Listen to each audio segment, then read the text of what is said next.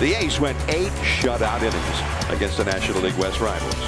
It'll be Chris Stratton tonight. He's lost just once in his last 7 starts as the Giants go for their 4th straight win.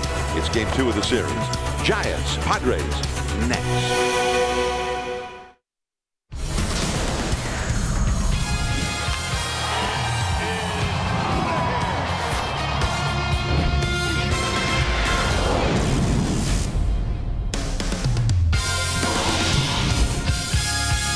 It's the corner of 3rd and King Streets, 24 Willie Mays Plaza. Tonight, the Giants try and stay hot at home up against the Padres. Hello, everyone. I'm John Miller with Mike Krukow and Amy G. Welcome to Giants Baseball. And for the Giants, a 3-0 win last night back of their ace, Madison Bumgarner, with a save by Mark Melancon. Things are going really well here at home, as they have for most of the season. Now they're up against Clayton Richard. And Richard has been pitching his best ball of the season here lately. Well, he comes into tonight's ball game, and lifetime against the Giants 6-6, but throwing a different way than the Giants have seen him before. He's got more tilt to his slider. Now, the 3 matchups that you look at when Richards faces the Giants: number 1, Buster Posey, lifetime 371 hitter. Brandon Crawford, lifetime 381 hitter. But the guy who is the centerpiece tonight, who's had great success against him, has been Andrew McCutchen, who's hitting 500 with a couple of home runs. So, on the other side of the coin, Chris Stratton, he's done well against the Padres in his young career. However, there's one guy that he has to really steer clear of, and that's Will Myers, who's hitting a cool 500 against him lifetime. Right, Myers just got back from the disabled list here last night. Beautiful night here at the ballpark. Game 2 of the series, and stay tuned. We'll come back with an update from NBC Sports Bay Area at the studios, and then have the ball game after this.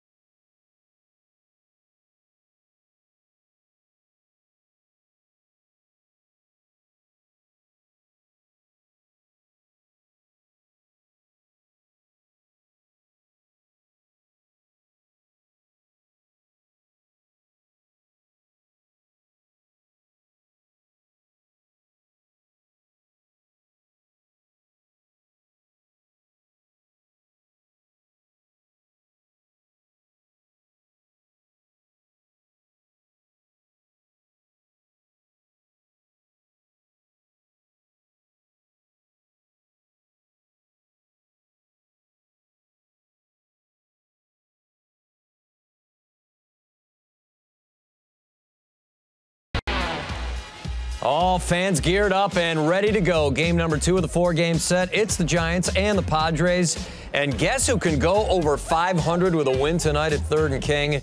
That's right, the San Francisco Giants. How you doing, everybody? Sean Estes, Jim Cosmo with you on Orange Tie Friday as the Giants get ready to do some damage against the team within the National League West. And it's Madison Bumgarner who set the tone last night, pitching a gem. Now it's Chris Stratton's turn to take the bump. 8-win Chris Stratton, by the way. Sean Estes, how good and how solid has the pitching been for the Giants? Well, it's been really good, Coz, and it all started with this guy, Chris Stratton, on June 1st. The team ERA since the start of June has been really good, and it happened to me. He threw a 7-inning scoreless outing, 6-inning scoreless outing against the Phillies, against a team that had swept them earlier on in the season, a hot Phillies team. And then Suarez picked up the next day and went 7 scoreless, and Rodriguez went the next day and went 7 with the 1 run. And then Derek Holland went the next day against the Diamondbacks, and they win 10-3. And then you get your ace back in Madison Bumgarner, and since he's been back, he's allowed everybody else to just relax a little bit more in that rotation. You have the young guys now someone they can lean on. There's not as much pressure now for the young guys to do, to go out there and throw a shutout. So I think just Madison Bumgarner being back in his presence has allowed this rotation to kind of be complete. And the young guys and Chris Stratton, the guy pitching tonight, I mean, he's been phenomenal this month. Give me 15 seconds on how much you buy the pass the baton theory. One guy does well, next guy, the guy does well. All of a sudden, it starts to really starts to build. It does, because you don't want to be that one guy to drop the baton. You want to keep things moving, and their quality starts in June have been second in the National League. So they're not just pitching well, they're pitching deeper into ball games. All right, now let's get the keys to the game. Game number 2 with these two teams. What is going to be important for the Giants tonight? Well, they're facing a guy in Clayton Richard who's been really good in the month of June as well, coming off of 3 really solid starts, although they've hit him pretty well. It really comes down to how well Chris Stratton pitches. If he keeps his team in the game like he has been doing and he matches zeros with Richard, I believe the offense for this Giant club will eventually crack through and they'll win another game. Will we look at this stretch at the way the Giants are playing, and this is what spearheads them towards a great second half of the year? We'll find out. We'll get more from AT&T Park when we continue.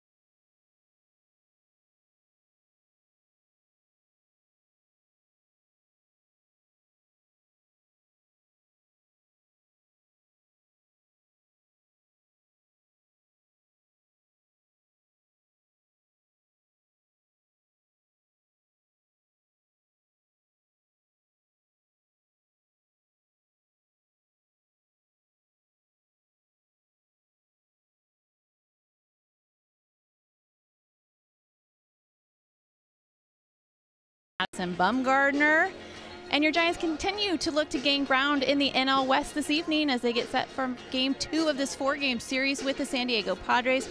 Welcome back to our broadcast, everybody. I'm Amy Gutierrez. Now, Madison able to give his team 8 shutout innings last night, and he would be the first to tell you he did it with great defense behind him. In fact, a perfectly executed relay play in the top of the 5th.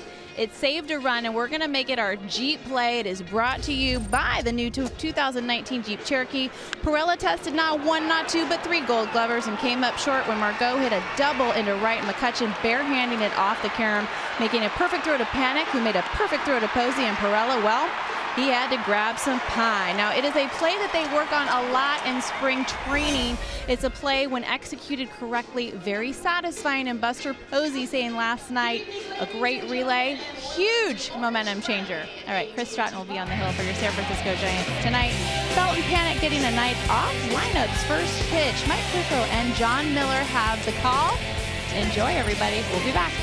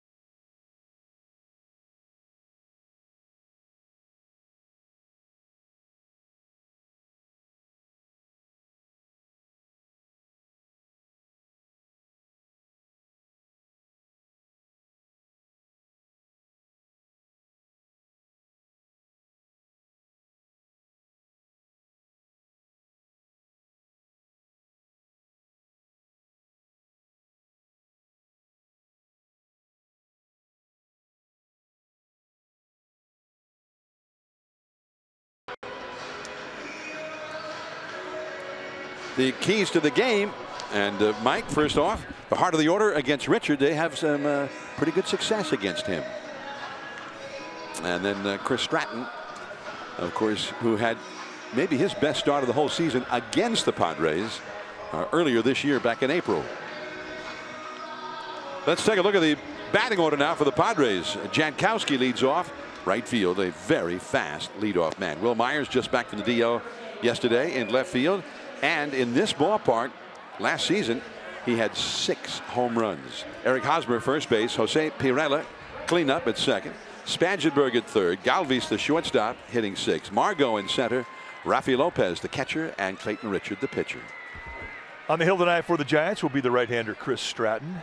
Stratton, 6'2", 211-pounder. He's 27 years old and coming into this game at 8-4 record. 8 wins. That leads the Giants staff in victories.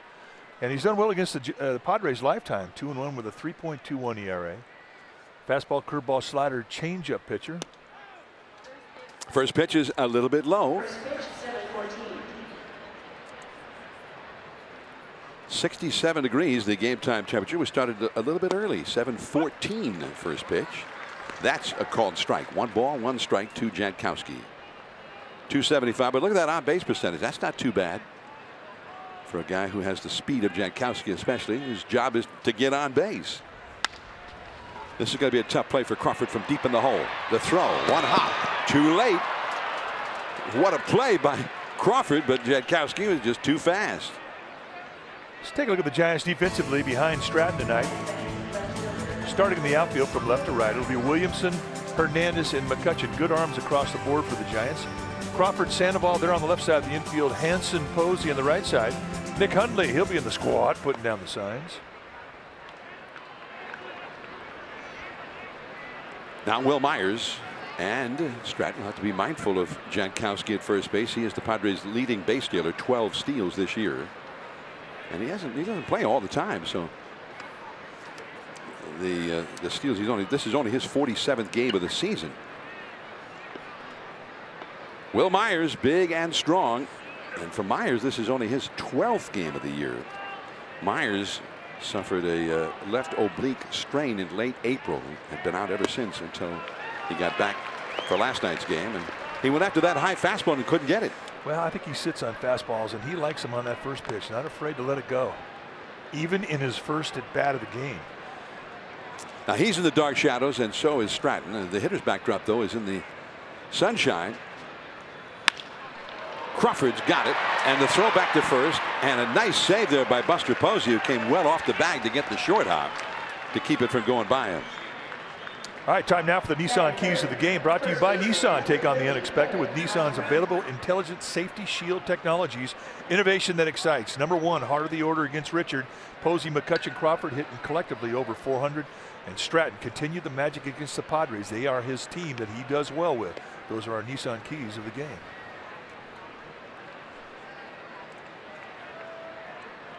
Here now is Eric Hosmer, the veteran. He's been around a long time, but he's only 28 years old. First round draft choice out of high school by Kansas City. And Jankowski is back to the bag. Mike, you mentioned Stratton against the Padres. Stratton's first win this year was April the 12th in San Diego. 7 innings, 1 hit allowed. Giants won the game 7-0. 1 ball, no strikes to Hosmer. I marvel at the footwork of Buster Posey, as that throw was errant and it was going to go wide of the bag. Posey came off that bag very quickly and put himself in a position to field that ball. And this is from a guy who's not playing everyday first base.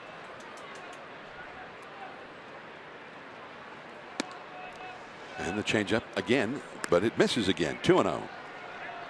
I think the instinct for most first basemen is they want to stay on the base, and they try and keep that foot on the base and try and make a play. But there are times when you have to leave the base to go get the ball. It's your only chance to avoid an overthrow or an errant throw.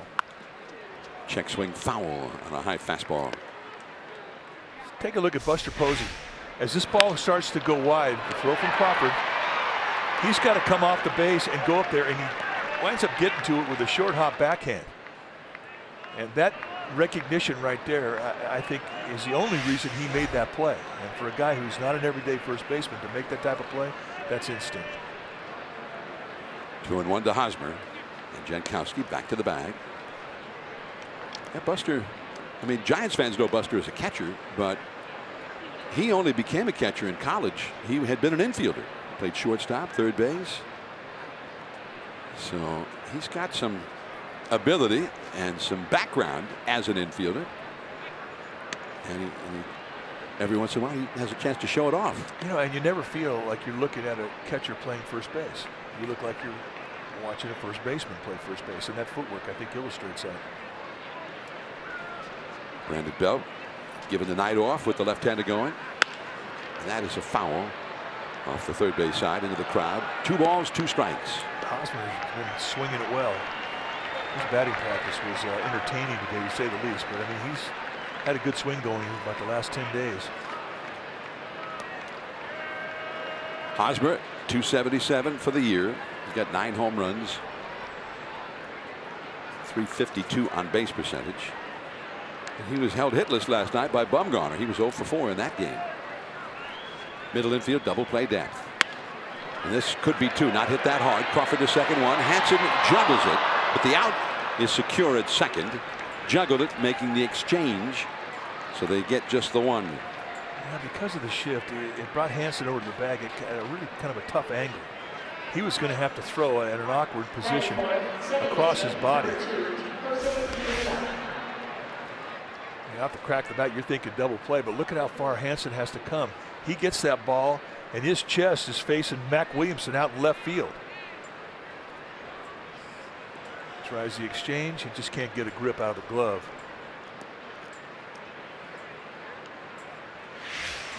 So 2 down, and the ball wouldn't hit that hard. It was not necessarily a sure double play, but I think Hansen would like to have seen how it would have turned out. So now Pirela, ball 1.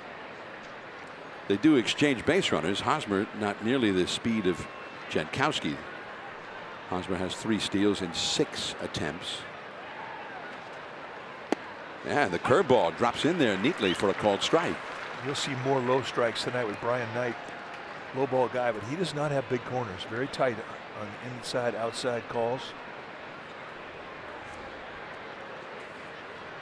Madison Bumgarner, 8 shutout innings last night. And he was just superb in almost every aspect of the game with all 4 of his pitches working. Well, I think that's what really stood out on the performance he had last night. He had command of all 4. The high fastball, 1-2. And I'm not talking about just throwing strikes with all this stuff. We're talking about quality strikes, corner strikes, knee-high corner strikes. People who keep track of such things say that he threw that curveball more often last night than in any other game this year. And that's too low. 2-2 to count. And he had a really good one. So Bumgarner, it was like old times last night. Bumgarner looking great. And Mark Melanson came in and got to save his first of the year. Foul tip. Hundley holds it. Strike 3. 1 hit, 1 left. Hernandez, Posey, McCutchen coming up.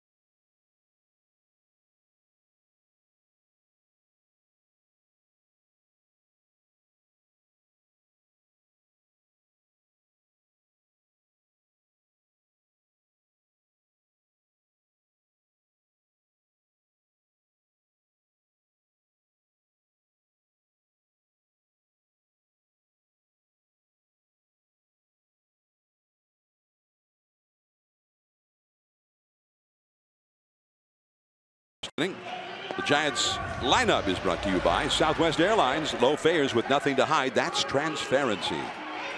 Gorkys Hernandez hits first in center field. Buster Posey at first base, hitting .357 at home.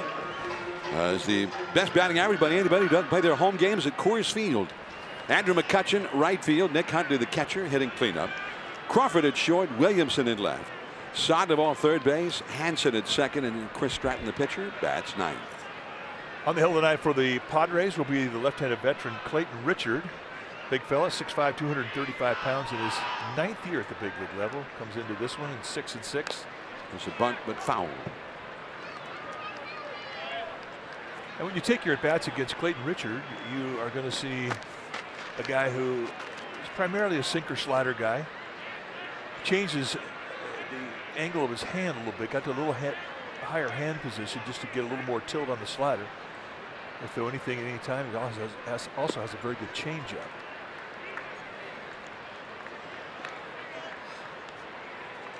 And he's riding a 3-game winning streak and 4 consecutive starts where he has pitched beautifully. 1-2. He's a good athlete. 2-sport letterman at the University of Michigan.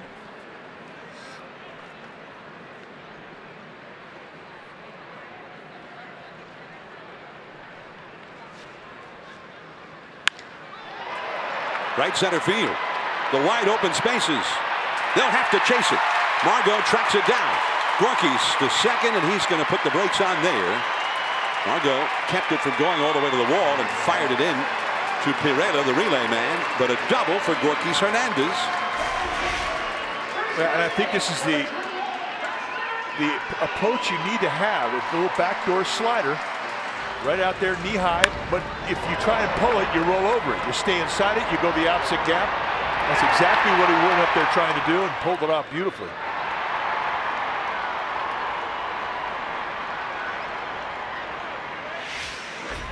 Fifth double of the year for Gorky's. Here is Buster Posey, who has done so well in this ballpark this year.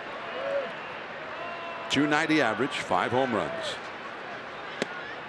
Called a strike on the outside.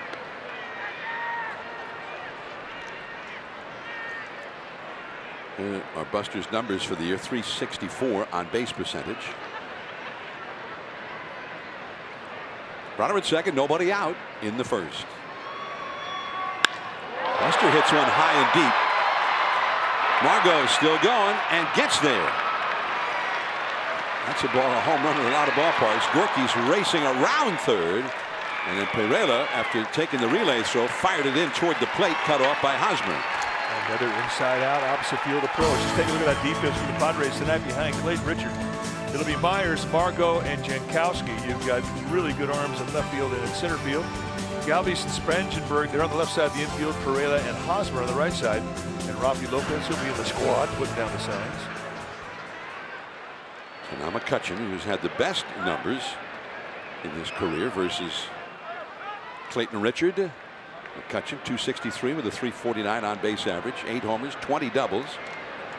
He's among the leader in the league in doubles. The infield is in already in the first inning with 1 out. A little bit low. Ball 1. Pretty good pitch. Clayton Richard wondering the same thing. Low? Really? McCutchen, 6 hits in 12 career at bats versus Richard. 2 of those 6 hits, home runs. He's also walked 5 times against him. Ball 1 the count. Well, this time he chased. Same pitch, even lower this time. Brian Knight, the home plate umpire. Pat Hoberg at first. Nick Lentz at second. The crew chief, Jerry Davis. Longtime Major League umpire over at third. 1-1 to McCutchen, trying to knock in the first run of the game here. And again, close, but too low, apparently. Just starting it off right at the base of the strike zone, letting the movement, the sink, just kind of fall below the strike zone, hoping that McCutchen would chase. The guy's 6 for 12 off here with 2 home runs. You know the hot spots of his swing. Diving at third to get it, Spangenberg, and he throws out McCutchen. Pretty nice play from Spangenberg. I mean, that got to a do-or-die point. You just kind of lean to your left and swipe the glove, hoping that you could catch the hop. Second hop, just put it where you think it's going to go, and it finds the sweet spot. That's a beautiful play with the infield drawn in. Save the Padres a run. So Spangenberg taking one away from McCutchen. 2 down. The infield drops back normal depth. And Nick Hundley will try and deliver a run here. Hundley has also had some great success against Richard. He's 5 for 9 lifetime with a double and a homer. That one goes to the backstop, and 1-0 Giants.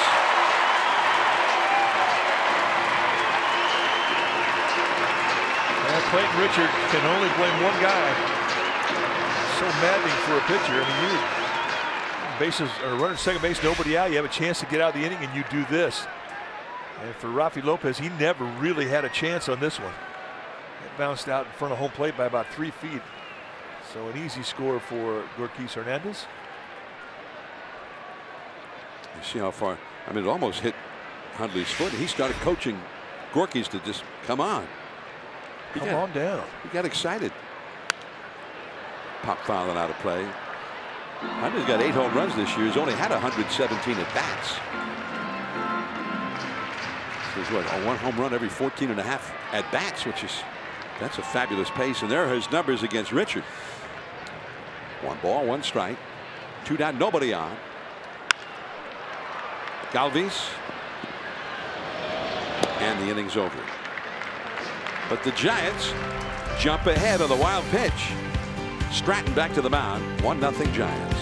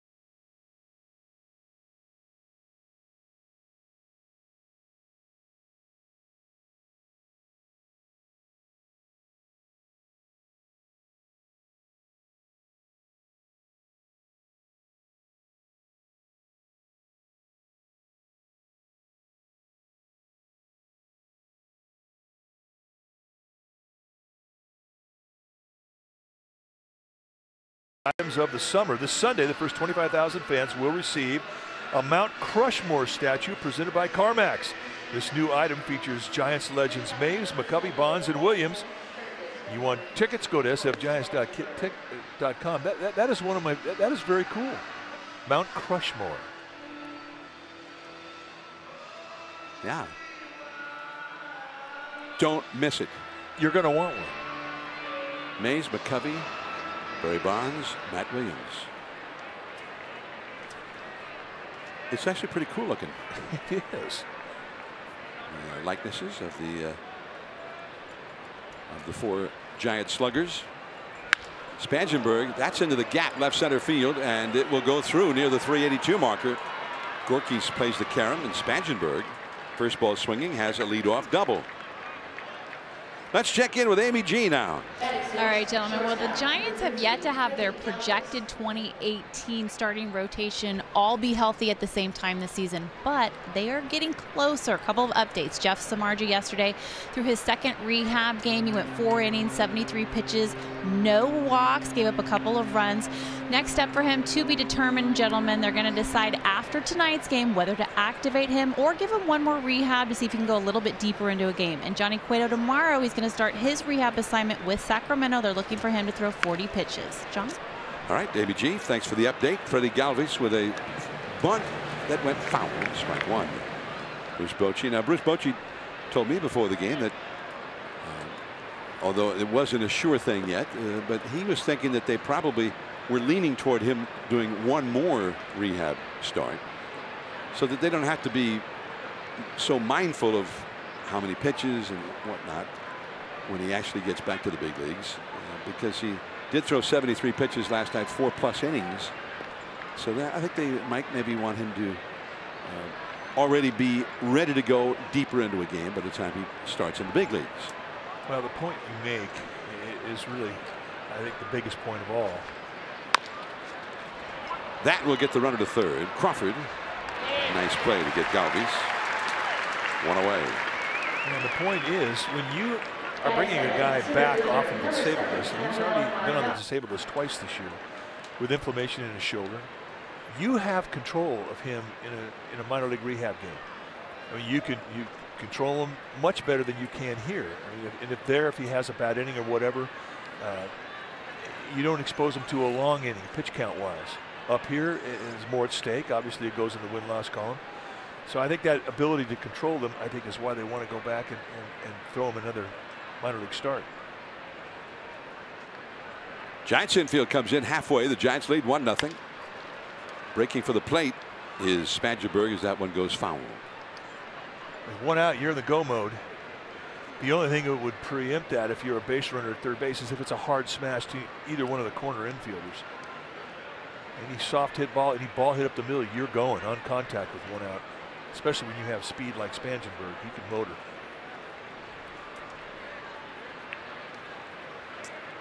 Manuel Margot, young center fielder, he's only 23 years old, out of the Dominican Republic, and that's off the inside. 1 ball, 1 strike. Margot got off to a very slow start this year. They sent him back to the minor leagues, but since coming back, he's swinging the bat much better, and he's been seeing a lot of playing time lately. And he was the one guy who really had success against Bumgarner last night. He had a couple of doubles against Bumgarner, who allowed only 3 hits all told in that game. 2-1 to Margot. I think Margot's one of those guys that if he gets a hit his first time in the game, he's going to be tough. That was a tough pitch to hit right there. Yeah, good curveball, and that's really the strikeout bread and butter of Chris Stratton. See this thing start off, run around the belt, and then just disappear in the dirt, and that's a lot of break. Guy does that, you can do it again.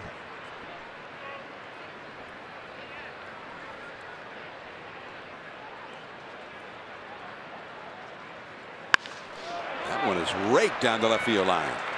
Well, he tried it again. Coming in to score Spangenberg, and a double for Margot, and it's 1-1.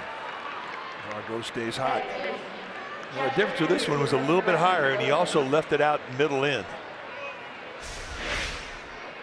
See this thing kind of drop right off his left knee, just on the inside corner. And he goes down and gets it.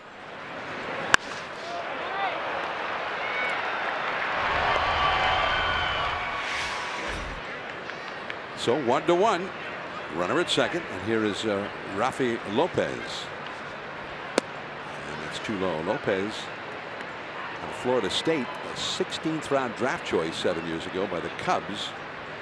And he is well traveled. He has a lot of experience, mostly in the minor leagues. He's been in with the Cubs, the Angels, the Tigers, the Reds, and Texas, and now a Padre. On the outside. Oh, if you can catch, you can hang around. Even if you can't hit, if you can catch, you can hang around. And we're talking into your late 30s, sometimes into your 40s. He's 30 years old now.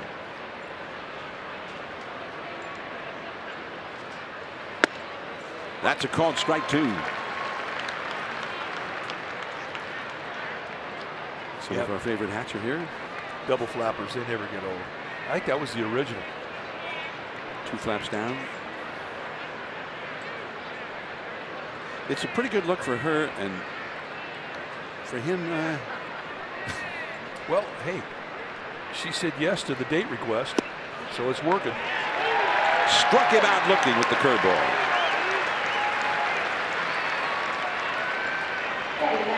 How about that, Hat? Let's take a look at the payoff pitch. Breaking ball, and Lopez locks up.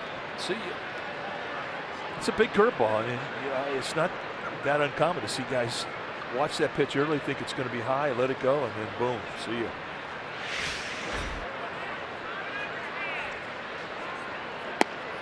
Ball 1 to Clayton Richard. Richard is a guy that can handle the bat a little bit, although he's hitting only .111. He does have a double and a homer this year. Keep that in mind. Runner at second, 2 down, 1-1 the score.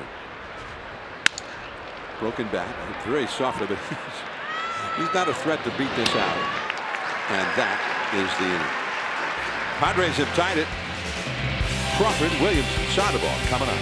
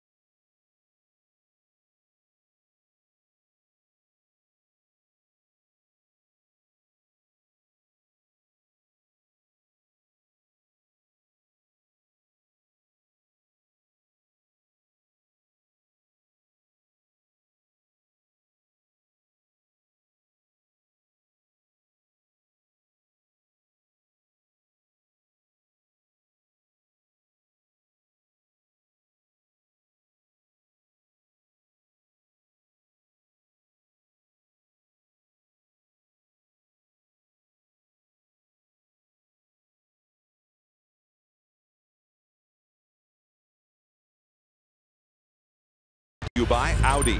Visit a Bay Area Audi dealer today and get behind the wheel of the Audi model you've always wanted. Madison Bumgarner last night, 8 innings, 3 hits and no runs, 2 walks. One of those was an automatic walk. He threw 100 pitches, so he had an economy of pitches. And Bumgarner was the ace once again. He's back, and he's bad. Madison Bumgarner. Very, very strong outing last night. And there you see it, 100 pitch even. Asked Bruce Bochy how hard did he lobby to try and pitch the 9th last night. He said very hard. He didn't want to come out. But conversation he had with Bumgarner after the game, Bumgarner said it was in his best interest. The previous start, he had gone 6 innings and thrown 113. So hey, suffice to say, he's back, and it was a joy to watch him pitch last night. Brandon Crawford leads off against Clayton Richard. Mac Williamson on deck. 1-1 the score. And that's ball 1. I'm hearing the whistle of a ship going by out beyond McCovey Cove. I don't know if we picked that up on the cloud mic or not, but I heard it.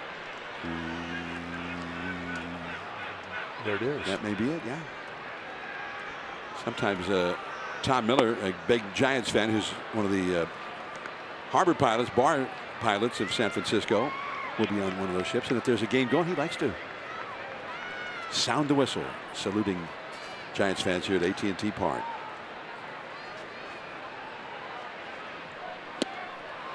And that's all for Brandon Crawford. 1 away.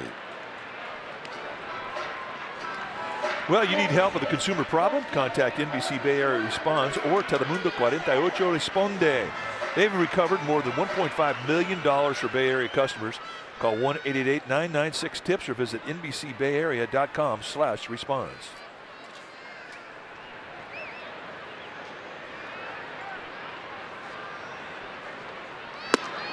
And ball 1 to Mac Williamson. Williamson I'd like to get his bat going. The Giants like to see him get it going.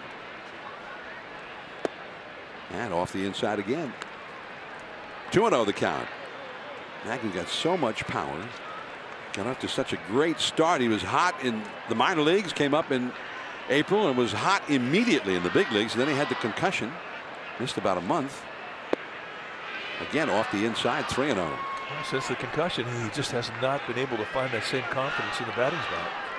We first saw him hit the batter's box in Anaheim. We thought, who is this guy? He was on fire. Right on the outside at the knees. But since the concussion, he has not been the same guy. He hit a home run last week in Miami. It's the only one he's hit since coming back. 3-2.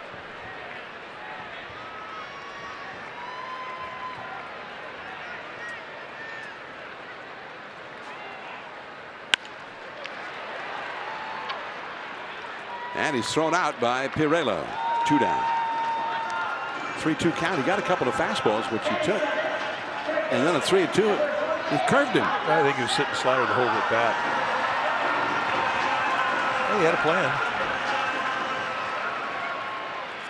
So 2 down. Here is Sandoval. It's the evolving skyline of downtown San Francisco, seen from in here.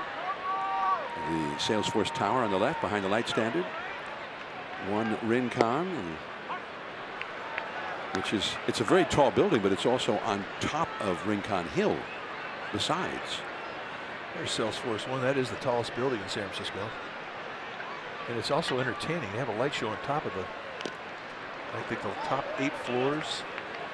And it's really cool. So when it's at sunset, I'm anxious to take a look and see what. It's extremely cool. A couple of weeks ago, we took a look at it after sunset, and it was showing the waves breaking at the ocean. Outside to Pablo, 1 ball, 2 strikes. Pablo.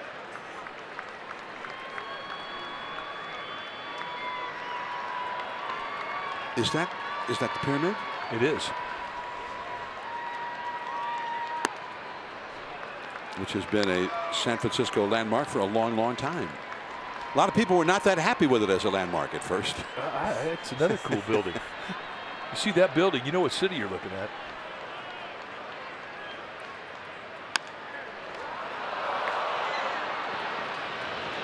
A nice play there by Richard. The Giants go down in order. 1-1, top of the order coming up in the 3rd.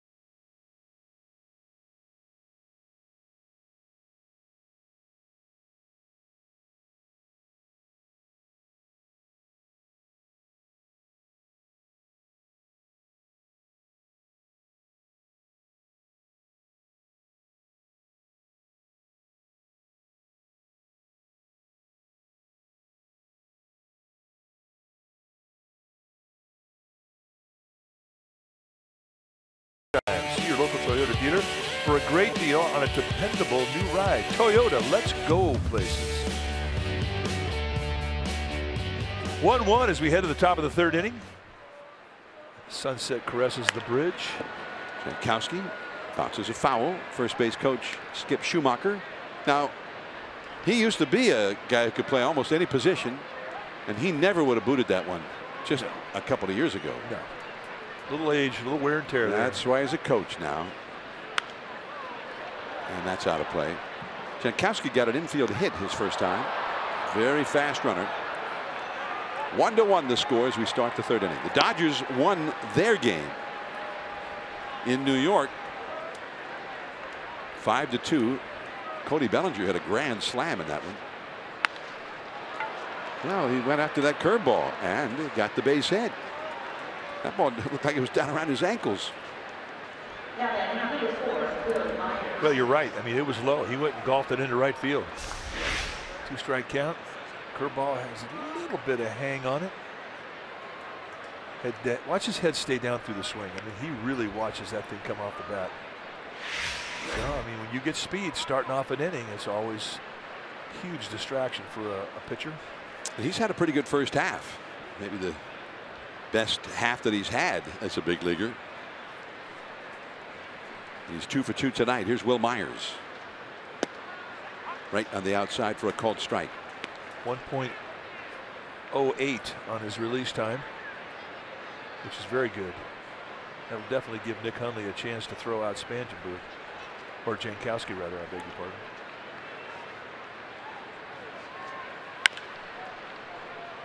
Oh, and 2 the count. Myers lined out to short his first time.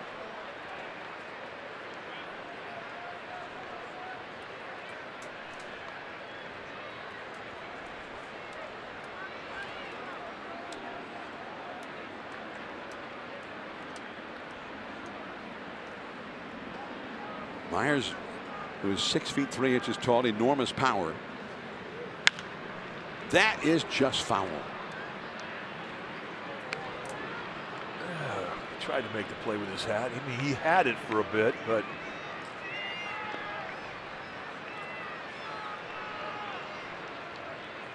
bring your glove, you make the play. Bottom line. But you know what? The little guy got the ball, so that's all that mattered. All's well that ends well. 0-2 the count. Jankowski back to the bag.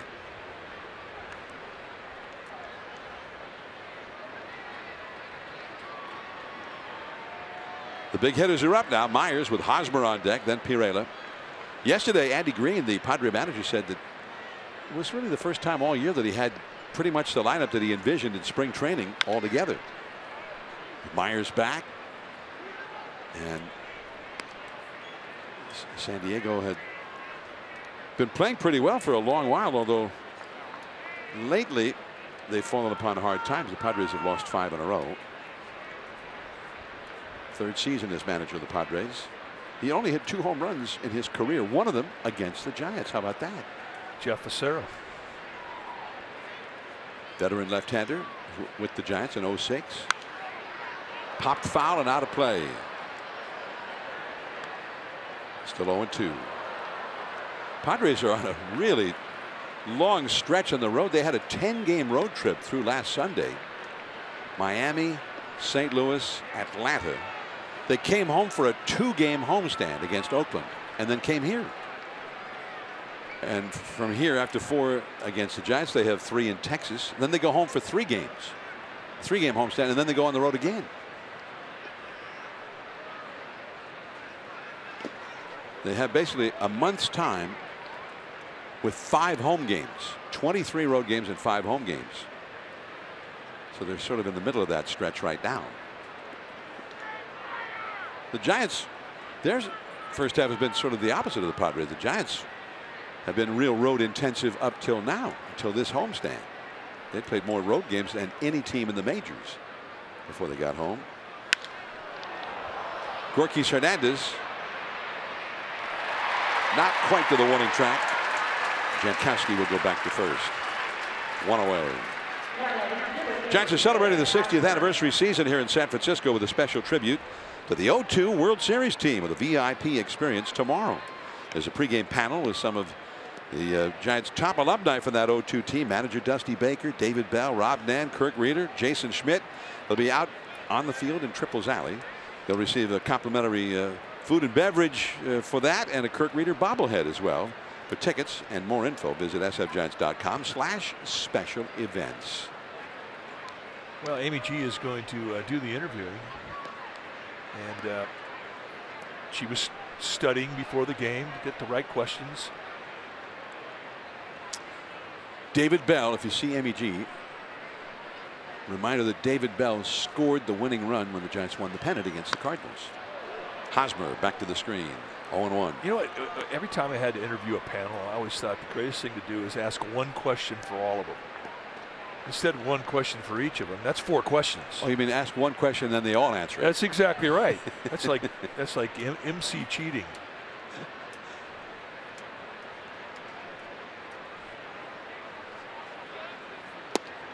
That's in there for a strike. And Hosmer, he didn't think so. Yeah, he gave him the look that said, dude. Little two-seamer comes right across the knees on the inside corner. I mean, that's a pretty good pitch, I think. I think anybody who ever towed that slab out there would say the same thing, although the hitters might not agree. Yeah, he was attacking that one on an 0-2 count, fouling it straight back. Hey, Barry Bonds is here.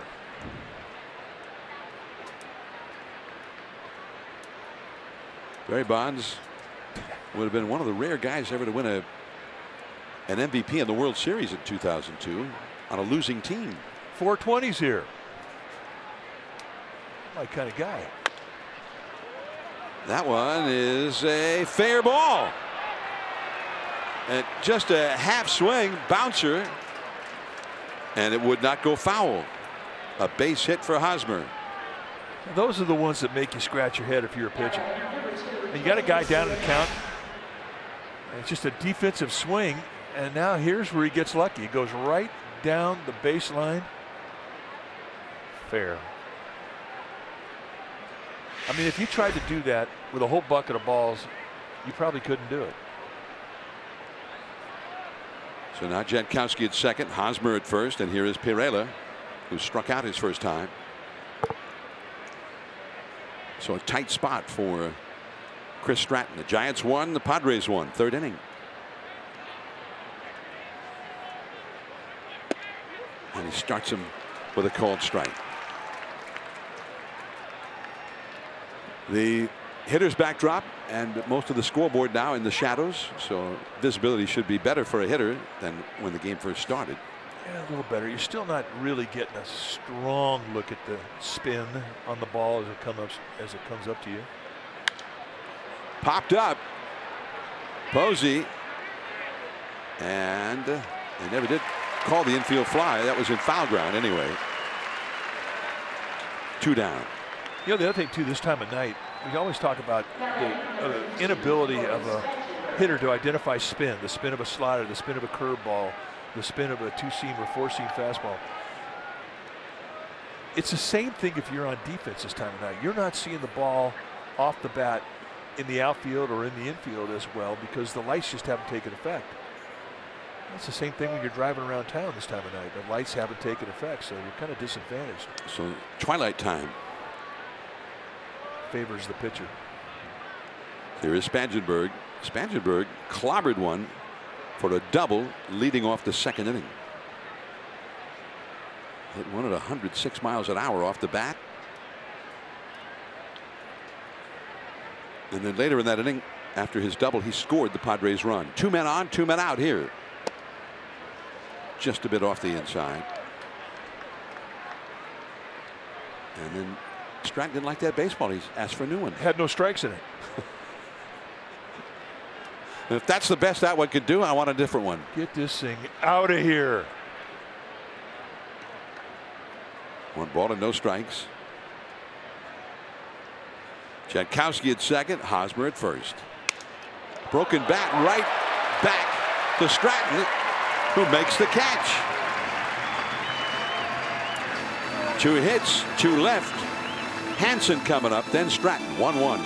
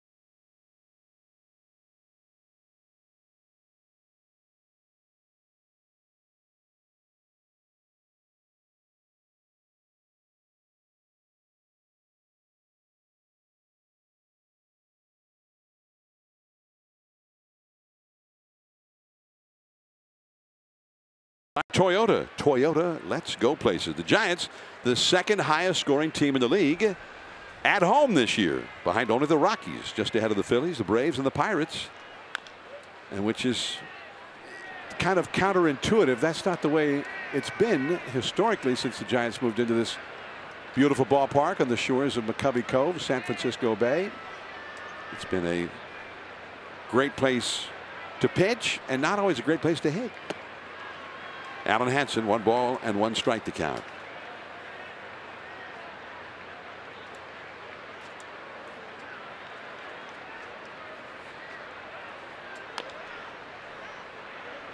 Just got a piece of that one. One thing about Richard in his breaking ball tonight, I mean, he has not made mistakes with it up. When he's thrown that thing, it's dropped right around the knees or below. He's had a very nice command of that breaking ball.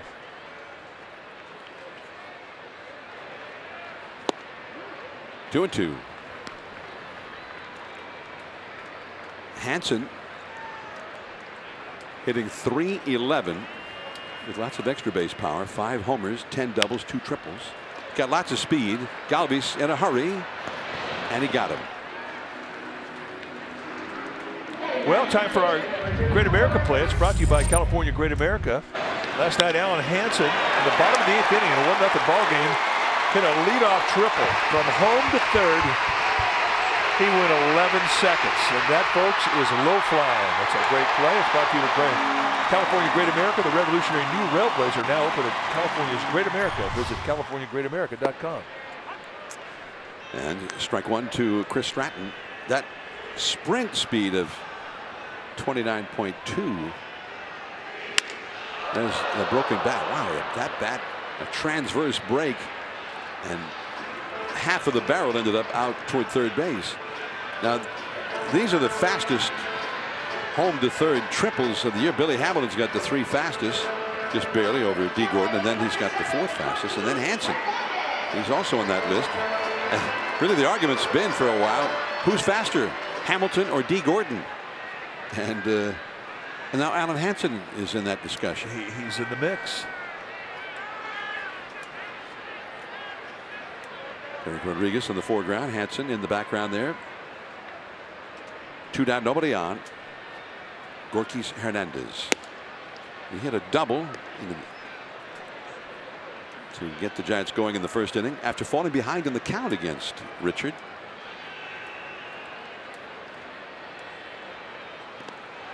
Two and 0.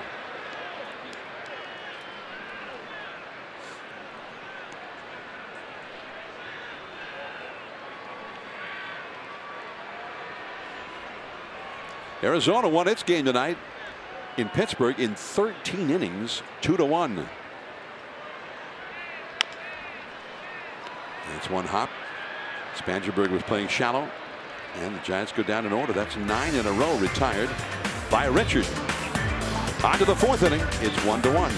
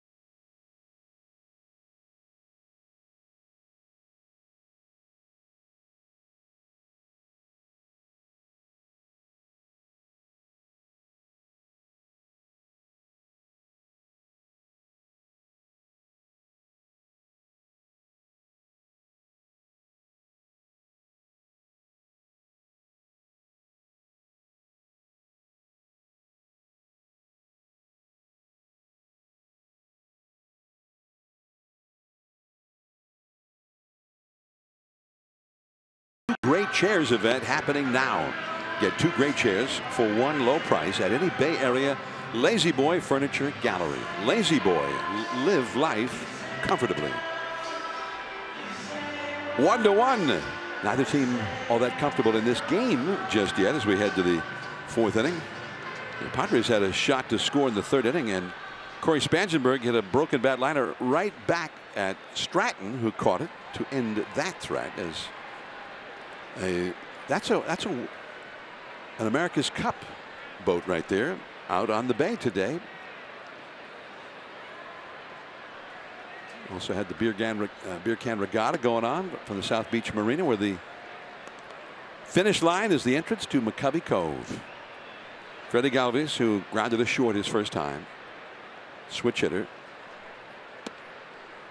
2-0 the count from Chris Stratton.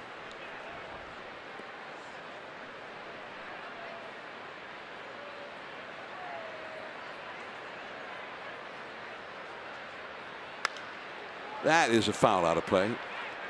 When I first saw Freddie Galvis with the Phillies and got to the big leagues, he always had a great glove, and I just didn't think he was ever going to be able to hit at this level. And boy, was I wrong. I mean, he's a good offensive player now. He's got some power. You know, I mean, he's not a middle of the order guy, but he's dangerous down the bottom of the lineup where you could lead off with him. He's got a little pop in his bat, but he grinds you. And he's really worked hard to become a better offensive player. That is a foul. Well, you start with his glove, and he's one of the best defensive shortstops this side of Brandon Crawford.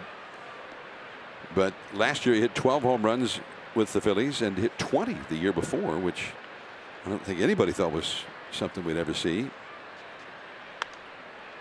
Back out of play. 3-2. If you could be the type of defensive player that he is, and if you could hit between 240 and 260, you're an asset. And he has done that. Galvis is from Venezuela, and his idol, Omar Vizquel, a shortstop. Sandoval gets there. We mentioned the line drive by Spangenberg. This was 10 days ago in Miami with men on base. And he turned it into an inning-ending double play. Yeah, that one kind of found him. And then tonight, that was kind of a changeup.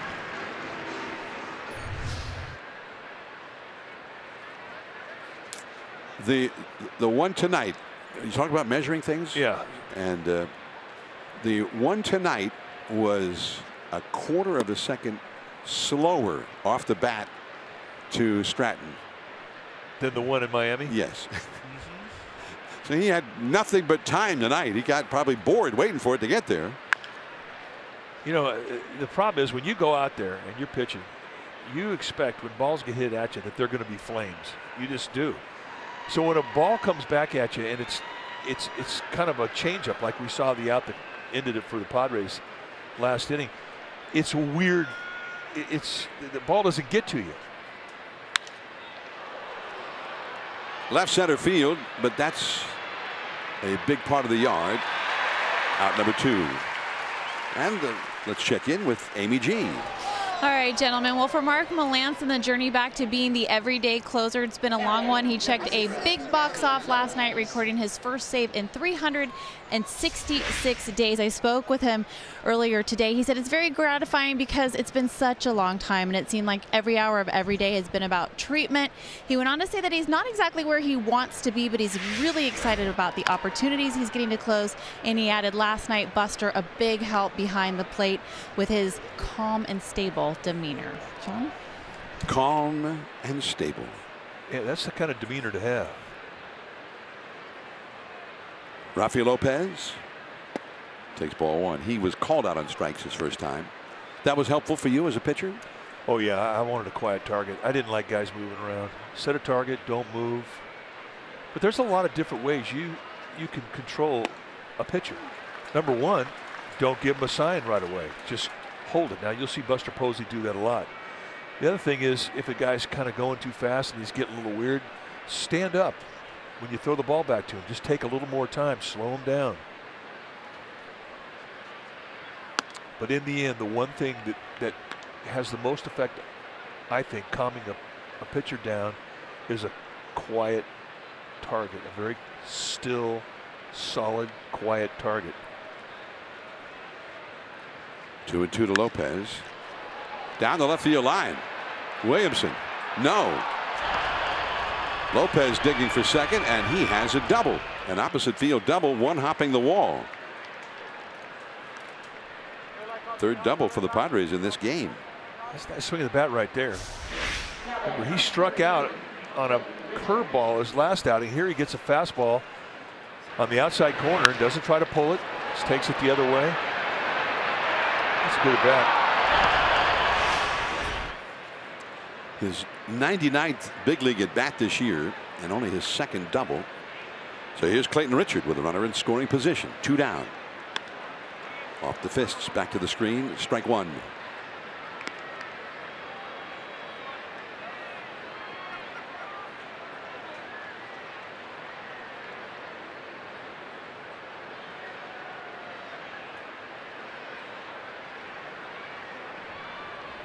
Giants won, Padres won. We're in the 4th inning. Kind of a riding fastball that exploded, and the count is 0-2. Leadoff man Jankowski is on deck. Richard broke his bat hitting a ground ball to second his first time. Straight up stance. Whoa, where's that one? Well, it was high in the eye of Brian Knight, plate umpire. I mean, he's a low ball guy. This is an example of it. You don't see many bell highs. I remember, I mean, Clayton Richards is a big fella. He's 6'5". By definition, in the rule book of baseball, you could go another 8 inches and it would be called a strike. Halfway between the top of your belt and your armpit. That's the top of the strike zone by definition. Strike 3 call. 1-1. Posey, McCutchen, Huntley coming up.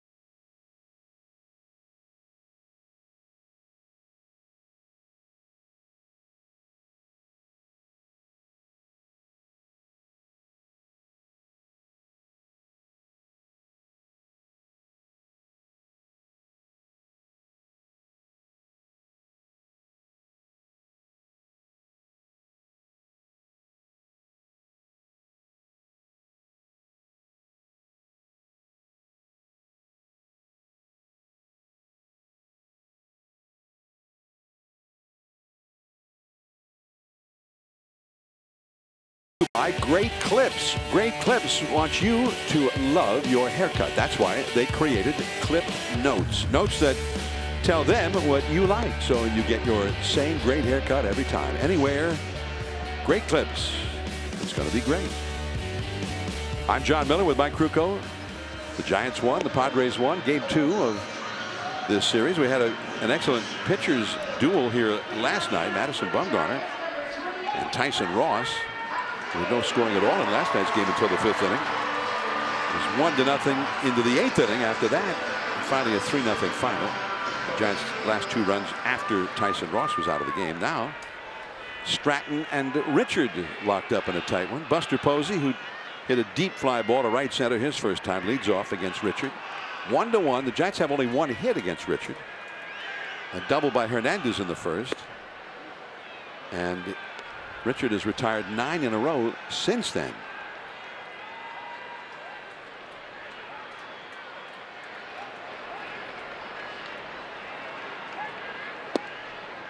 Drops that one in there at the knees for a called strike. 1 ball, 1 strike. Beautiful night here in the city. 67 degrees at game time when the Giants were taking batting practice. And around 5 o'clock, it was in the 70s, about mid-70s. And it's 1-2. Now, one thing about when the weather gets warm here, you don't see the same winds. So you don't get the same carry to center, but you do get carry to right field. And tonight, I mean, it's just such a moderate climate. And the winds to the right side of this ballpark, they're almost non-existent. So that means there's opportunity for right-handers to hit the ball out to right field. Buster called out on strikes, and he is not happy with Brian Knight there. He thought that one was too far in. Let's take a look at how far it went in. That's Rafi Lopez sitting on the inside corner. He never moved his glove, and I think that's what persuaded Brian Knight's call.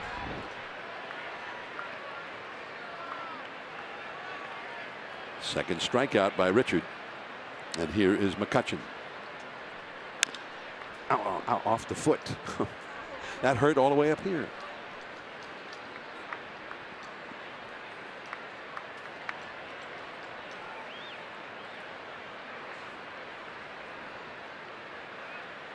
Nick Hundley on deck. 1 ball, 1 strike. Richard did not get off to a very good start this year, but lately he has really found himself. And he got the low strike there. 1 ball, 2 strikes. In his last 8 appearances, he has a 5-2 record, a 3.04 ERA.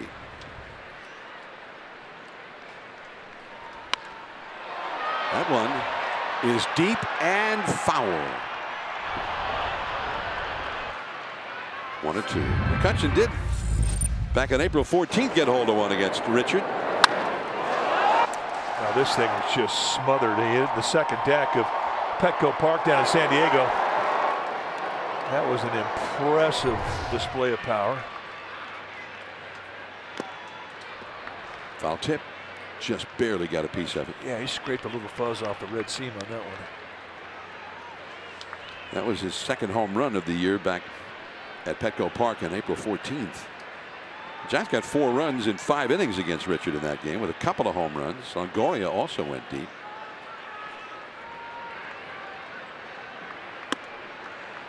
Two and two.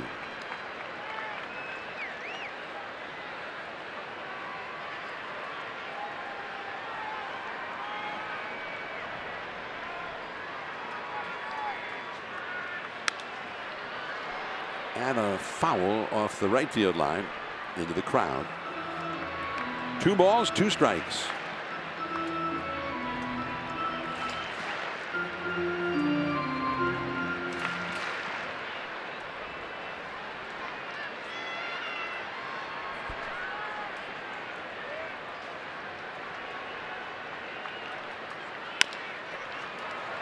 Galvis in a hurry. Got it. That's the big leagues. We're talking about Galvis and what type of glove that he has, and there's a perfect display of his talent defensively. The Giants are checking with the video room. See if they should contest this call. Yeah, it's close.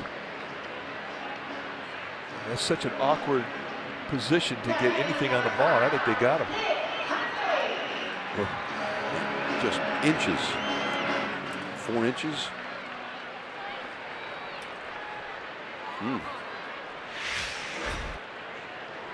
Galvis, he was so off balance and going against the grain where he made that throw, and still had enough on it to get a fast runner.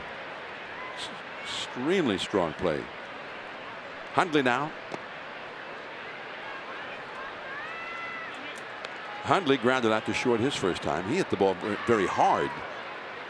to Galvis to end the first inning. 1-1 the score, 2 down, nobody on. And that's back out of play. The Giants have not had a base runner except Gorkys Hernandez, who led off the game with a double against Richard. And nobody else has reached base the whole game. That is since that Gorkys Hernandez double, 11 in a row, retired. That's deep into left, and Myers right in front of the wall. 12 in a row retired by Richard. Top of the order coming up for the Padres.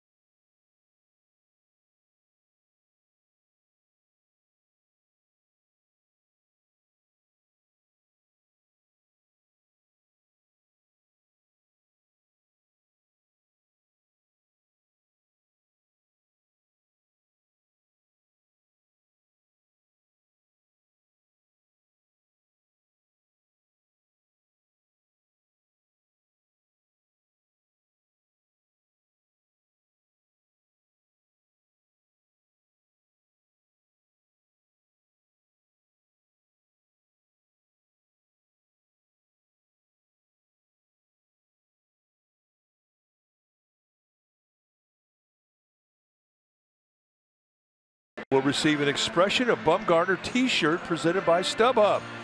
You enjoy summer baseball as the Giants take on the Padres. That's right, Game 3 tomorrow. And you can buy directly your tickets at sfgiants.com, or you can go to StubHub tomorrow. First 20,000 fans. Expressions of Bumgarner t-shirt. It is hysterical.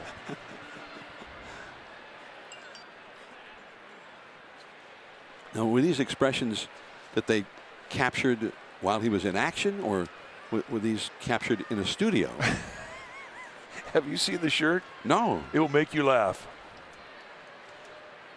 Leadoff man Jankowski, who is 2 for 2 against Stratton, and he takes ball 1. I don't want to ruin the surprise for the 20,000 people that are going to get him tomorrow, but it's a good one. 1-1 the count. Jankowski got an infield hit in the first inning, and then he led off to third with a single. So this is the third time that he's come up as the leadoff man, and he's been getting on base so far. Deep left center, and it is Williamson. And 1 away. Time for great clips, great hair of the game. With Clip Notes, you get your same great haircut every time, anywhere. Great clips. It's going to be great. Just ask those guys. Oh, yeah, they get the same cut every time. I mean, why didn't somebody think of that before? 0-1 to Will Myers, who has lined out to short and lined out to center. He's hit the ball hard and come up empty twice. Party coming into the cove. Oh, yeah. I'm saying that guy's the MVP up top. Strike 2 call. Yeah, there's the big kahuna. He's got the. I think he stole his mom's sunglasses. He's waiting for a home run into the cove. 1-2. Oh, yeah. He's going to be leading the dance floor here in about another hour. He's feeling it. Aboard the lovely Martha. Oh, not that guy? No, that guy's a rules violator. Close. 2-2.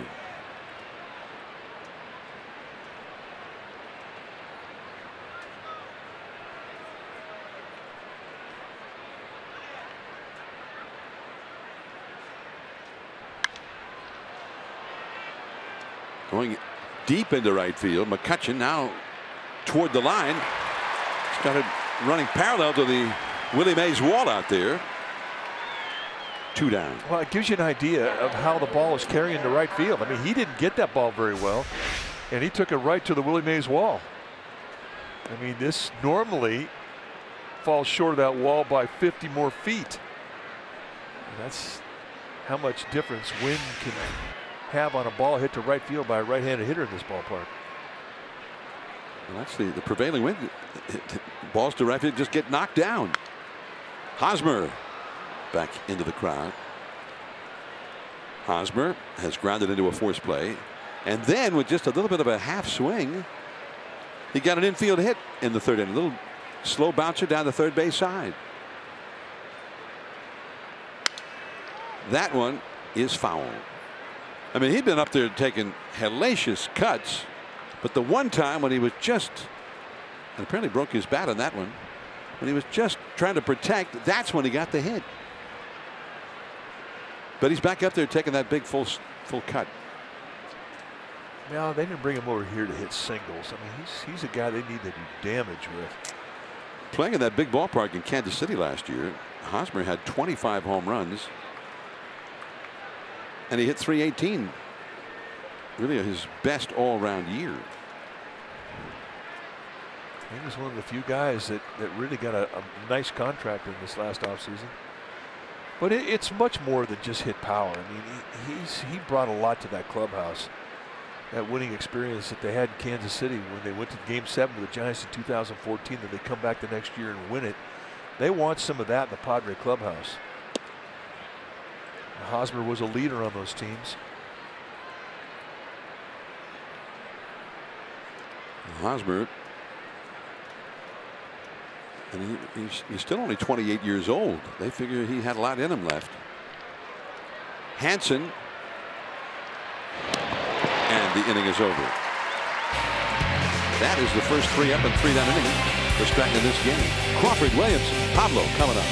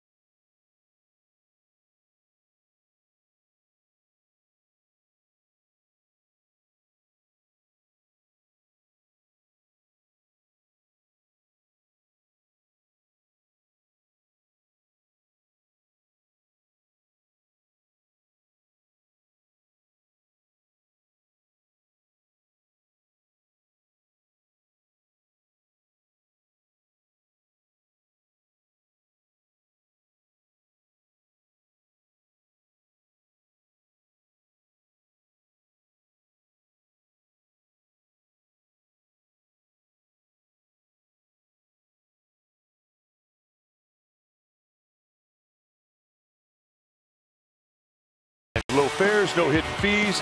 That's transparency. A lot of nautical craft out in the Cove here tonight. Oh, it's a great night to be on the Cove.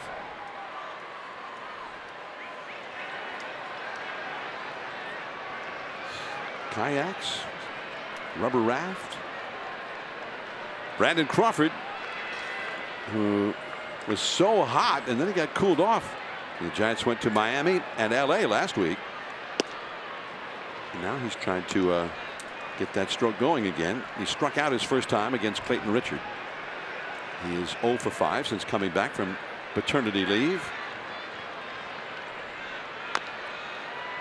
That is fair. It started foul and then it rolled back into fair ground and he's tagged out. Never got out of the batter's box. That's kind of how it's going for him right now.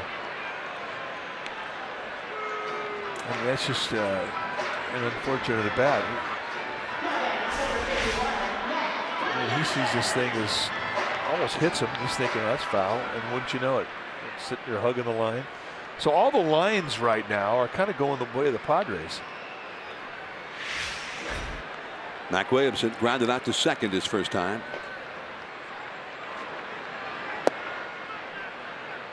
One ball, no strikes. One thing about Crawford, you see him every day. You have no idea if he's 0 for 52 or 48 for 52. He's just the same guy every day.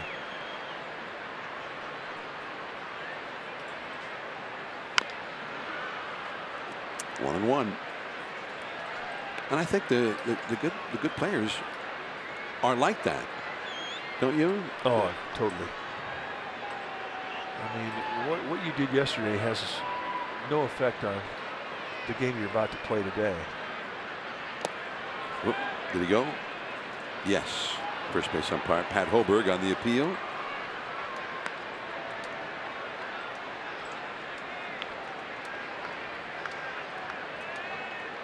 One to one the score. We're in the last of the fifth. I've always believed guys who rode the emotional roller coaster show a lot of, overamp when they're going well and a lot of depression when they're going bad. Those guys, they tend to tire in August and September and certainly in October.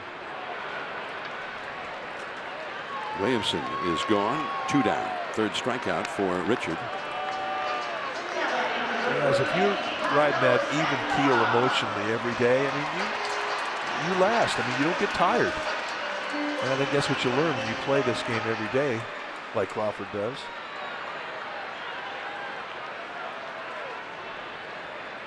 Pablo. Saw the ball and hit one back to the pitcher his first time. 14 in a row retired by Richard. But the Giants have a run on the board. Richard gave up a double to the first batter he faced, Gorkys Hernandez. Posey had a deep fly ball to get Gorkys to third, and then a wild pitch got him home.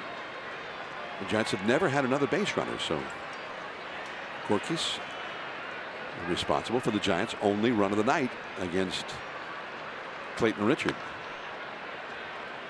A ball and 2 strikes now to Pablo.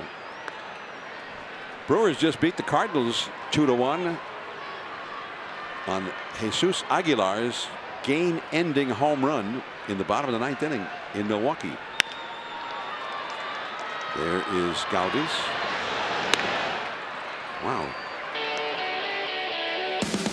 Clayton Richard has never been better. Pirela coming up against Stratton.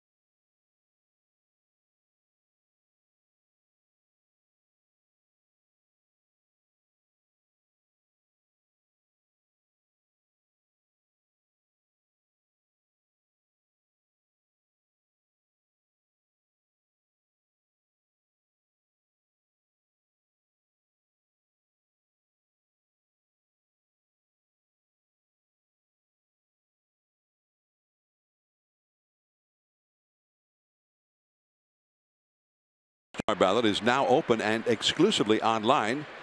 Giants with some worthy candidates like Buster Posey, Brandon Crawford, Brandon Belt. And that's at sfgiants.com/vote. The 89th Major League Baseball All-Star Game will be July 17th in Washington. Jose Pirela taking a strike.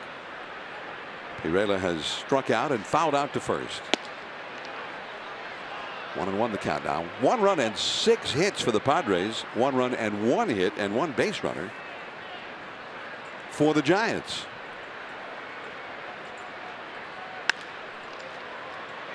From shallow right field, Hansen. Nicely done. 1 away. We're going to check in now with Amy G.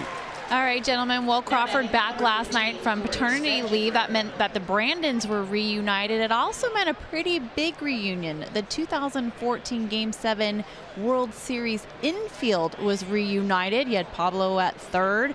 Last night, of course, Madison on the hill, Buster behind the dish. I talked to both of the Brandons about why they felt that infield in particular had so much magic, was so successful, and they both agreed that obviously they practiced all the time together, they played games all the time together, so they knew each other really well. But that entire infield was homegrown, which meant they were all taught the same things by the same coaches, and they believe that's what translated to success. They went on to say that they definitely felt that comfort factor last night on the field with each other. John? Well, thanks, Amy. That was certainly fun to watch him. That's for sure. A major source of strength for that team, pitching and defense. Look at that play by Buster Posey, but not in time. No, yes! Stratton was in time to get Spangenberg, who runs well. The Padres are going to take a look at it. I don't think Spangenberg is going to leave the field. I mean, just a great play for Posey going to his left to spear. It looked to me like Stratton was a little late getting over to first base. Turn around, an underhand feed. Yeah, that's going to be overturned. He's safe. Padres are indeed going to challenge this. He's safe. Any hesitation, if you're on the mound and you have a guy with good speed at the plate, I mean, it's really hard to overcome it. And then when Posey went with the underhand toss, he didn't get a lot on it. It was kind of a changeup. But I think the mistake really was in Chris Stratton not getting going to first base as quick as he should have. So that did not take long. He was clearly safe at first. I think when a guy slides like that, it doesn't give the umpire the best look. But now we have the replay review. That can be corrected. Of course, one thing we learned in 2014 in Game 7 of that World Series, Eric Hosmer tried to beat out a double play ball when Joe Panik made that incredible diving grab of a ball and shoveled it from the glove to Crawford. Crawford threw to first, and the call at first was safe, but on replay review it was overturned, and he was out at first by a couple of inches. And the only reason that they were able to overturn the call, according to Ted Barrett, he was one of the umpires in the control room in New York. He said they looked at every camera that there was that night on that World Series telecast, and the last one was a camera embedded in the ground right next to the bag, and that was the one that showed that he should have been called out. On the move, that's going to fall. Spangenberg heading around to third as the throw goes into second. A single for Galvis. Well, here is that double play you're talking about. Panik with a glove flip, and Crawford somehow gets enough on it to get Hosmer. He initially called it safe, and it seemed like the Giants had to wait for a long time, and then there was the definitive look. And Jeremy Affeldt got his double play. But that's when StatCast was just getting started, and they said that Hosmer's speed running, and they had that defined, and it slowed down when he left his feet into the slide. Great save by Hundley. Nice play. And saved a run with a runner at third. The Giants bullpen's going to get busy now. You know, I've heard that argument for a long time as we watch this fine defensive play from Hundley, saving a run. Yeah, I've always heard. I mean, I knew a guy named Albert Dunn, who was a coach at Rio Hondo Junior College down in Southern California. He did a thesis on that very thing. Was it faster to run to first base or through the bag, or was it faster to dive for the bag? And he proved it was faster to run through it. Well, and StatCast verified that. And I don't remember all the actual numbers, but Hosmer's speed went down 3-4 miles an hour when he left his feet into the head first slide, which, when considering he was out by what, 2 inches? But it just looks faster. I mean, it does. It feels faster when you're doing it. I think guys just feel that that is the quickest way to get there.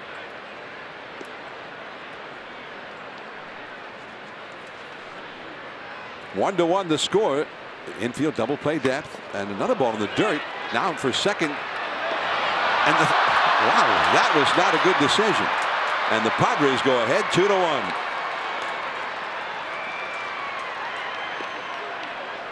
Communications breakdown right there. I mean, Nick Hundley's coming up thinking he sees the runner. He's thinking somebody's going to be at that base. I mean, ball comes up, hits him in the mask. Now he sees the runner. That's his first line. He's thinking, I got to make a throw, and there's nobody there. So 2 miscues from the Giants defensively, one by Stratton that created opportunity, and now here a missed assignment as to who's going to cover second base, and the Padres get a run and they're in position to score another one. 3-2. So that is the go-ahead run. The wild pitch was the scoring for Spangenberg to go to second. I beg your pardon, for Galvis to go to second. And that's pretty good aggressive base running there by Galvis, because the ball was right in the home plate area. And then the throwing error charged to Hundley to get the runner home. The Giants bullpen is busy. Well, right now it's time to see what's happening in the Giants bullpen with Nest Cam IQ, the sharper indoor security camera, which is built in Google Assistant. You can ask it questions like, hey Google, who's number 50 down the Giants bullpen? Get yours at nest.com. And who is it? Ty Block. That's a base hit. Just a bounty ball right through the hole. And now it is 3-1 San Diego. And he's out at second. Margot tried to stretch that into a double, running against Williamson, and Williamson cut him down. You don't want to run against Mac Williamson. He's got a great arm. And I think Manuel Margot just found that out.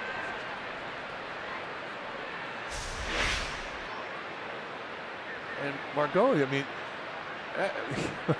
that's the weirdest thing I've ever seen. I mean, he wasn't even going hard around the base.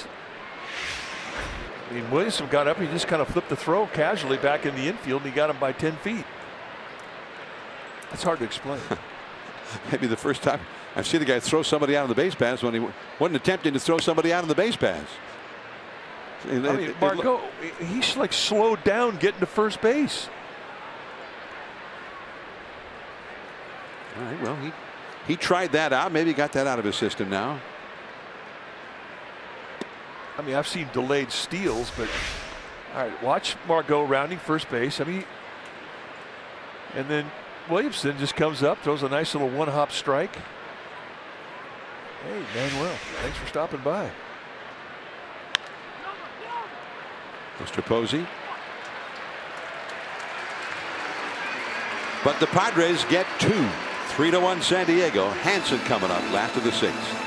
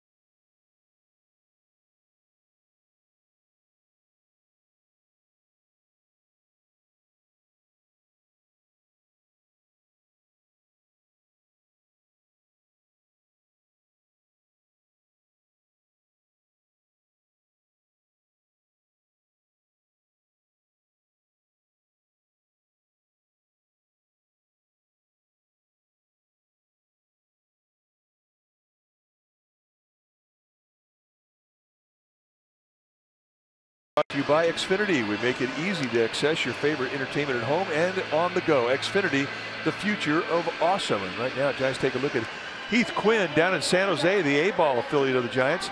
An outfielder, 6'3", 220 pounds. He's 23 years of age. A third-round pick by the Giants in 2016. How's he doing this year? He's on fire. Hitting .338 with a .396 on-base percentage and a .508 slugging percentage. And he's in the middle of a current 14-game hitting streak, and you're that streak hitting .418. Heath Quinn, remember that name. That's your Xfinity future focus. Alan Hansen, ball one from Clayton Richard. The Giants need base runners now, trailing for the first time in this game. 3-1 the score. Giants have not had a base runner since the first inning. Calvis just in time. And he is one of those guys. Just when you think it's not going to get there, he somehow gets it there just in time. Yeah, he Omar Vizquel's it. You mentioned that was his idol growing up. And one of the things about Vizquel, who did not have a strong arm at shortstop, but he had a tremendous quickness in his release, and he would always beat a guy by about 4 inches. And Galvis got a little of that in him. Austin Jackson pinch hitting for Chris Stratton. Strike one. 16 consecutive Giants have been retired by Clayton Richard.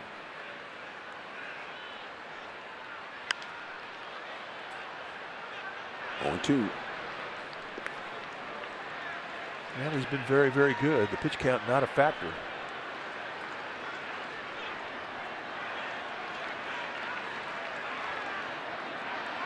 He's averaged about, what, 11 pitches thrown per inning, 11 or 12. And that's all. Ball dug out of the dirt by Lopez, and he tagged out Jackson. Jackson was not up there very long. 4th strikeout for Richard.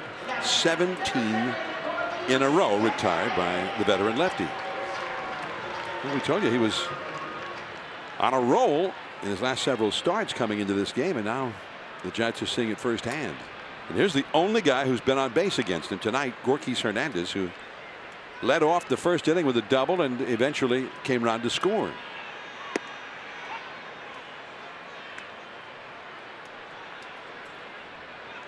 Three runs, 9 hits for the Padres. 1 run, 1 hit for the Giants. Off the outside.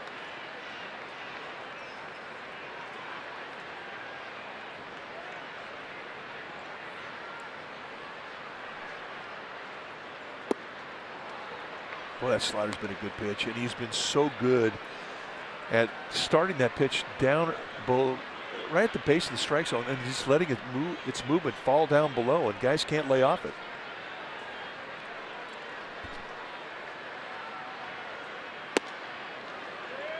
Ooh. It looked like the whole Padre defense was walking off the field on this one. All right, let's take a look where this one was. That's a missed pitch.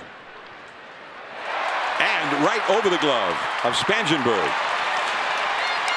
Will Myers comes up throwing. A double for Gorkys Hernandez. Well, that's how you take advantage of another strike, an opportunity. So, second double tonight for Hernandez. Just going to be a tough play to the backhand of Spangenberg. As it catches the second hop, it comes up on him, and he never even touched leather. That ball really bounced up high. That happens to an infielder. He's thinking, well, I'm glad I wasn't in front of that one. That hit him right in the head. Here's Buster Posey, the possible tying run. He's flied out deep to right center and struck out looking. Ball 1. Now the Padres, just like that, will get their bullpen busy. Adam Simber. Adam Simber. And Castillo, the left-hander, runs down there as well. Tie block up in the Giants pen. That one is hanging. Myers. 3-1 Padres as we move on to the 7th.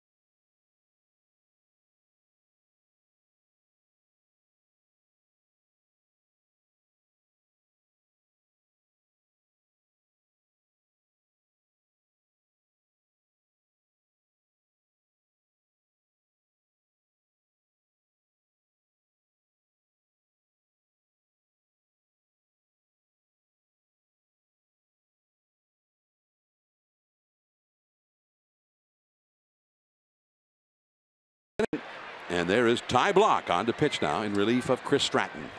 Ty Block has found a nice home in that Giants bullpen. He's done a nice job. 4 and 5 on the year. Most of the innings that he's pitched have been as a starter, but he really has been impressive coming out of the pen. Strike thrower, 4-pitch guy, works at quick pace. And to Clayton Richard with a mighty cut.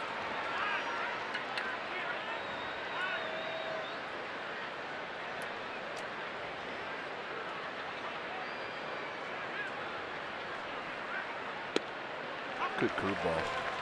You watch Ty Block and Clayton Richard, both left-handers, and both in excellent position after they throw the ball to field their position.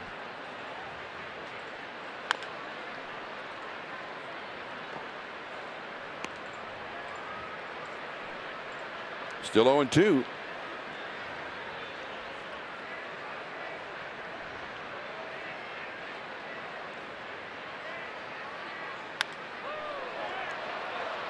That is caught by Williamson. Caught and held. That was the key. He completely flipped over and still held on to it. Nicely done. Well, they set him up to be able to cover short because they had him playing very shallow. But even at that, Williamson had to have a good jump and a long reach for that 6'4" frame. And look at the concentration into the glove. Beautiful.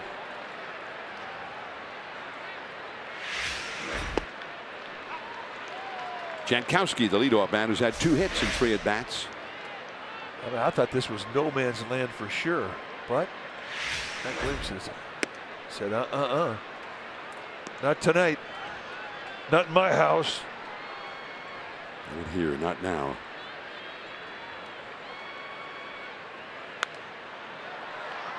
Back out of play. 1 ball, 2 strikes now.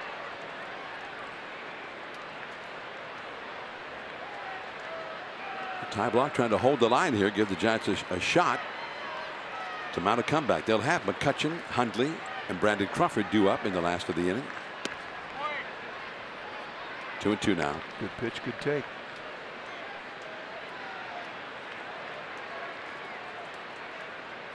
Block's got the bullpen beard going. That's a foul. Yeah, I think he held it long enough. Joel Johnson, our third base ball dude tonight. Not a baby Joel. Long enough so as not to be charged with a ball dude error, or That's what? True. That's true. There's Adele Barclay. She's a Rawlings gal.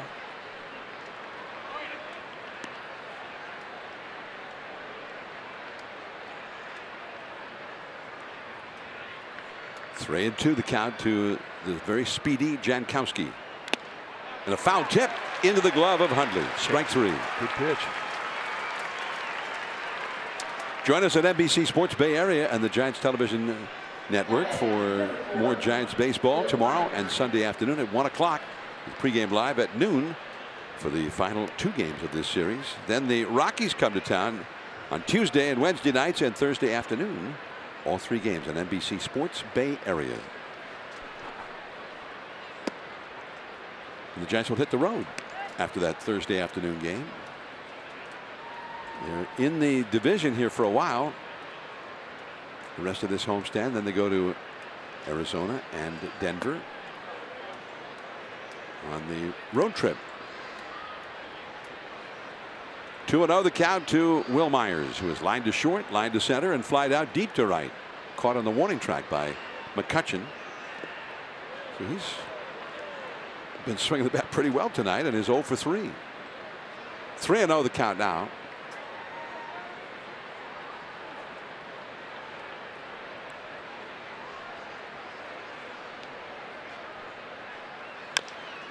Swung away at 3-0. Pablo, barehanded pickup, but Myers, he's a fast runner.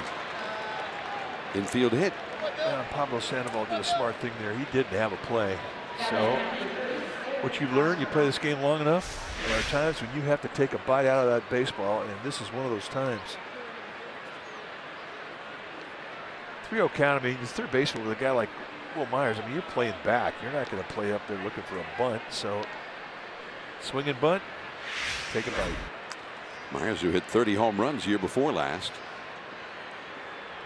One of the most powerful of all the Padres. Gets an infield hit. Hosmer got one similar to that back in the 3rd inning. That's his only hit of the game. Now Myers' only hit. Padres have 10 hits in this one. Hosmer has grounded into a forced play, got the infield hit, and grounded out to second his last time. And Myers is a threat to steal if you don't keep a close eye on him. Corey Guerin heating up.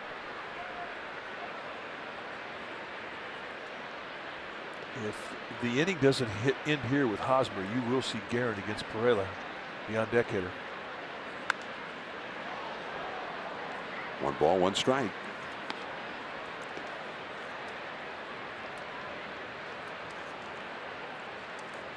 Ty Block pitched the 8th inning in the final game against Miami on Wednesday afternoon, and that was a perfect inning, and he allowed just 1 hit in a scoreless inning the night before against Miami. He's done well out of the bullpen. Crawford, and the inning is over. Strong inning here for Ty Block. McCutchen, Hundley, and Crawford coming up.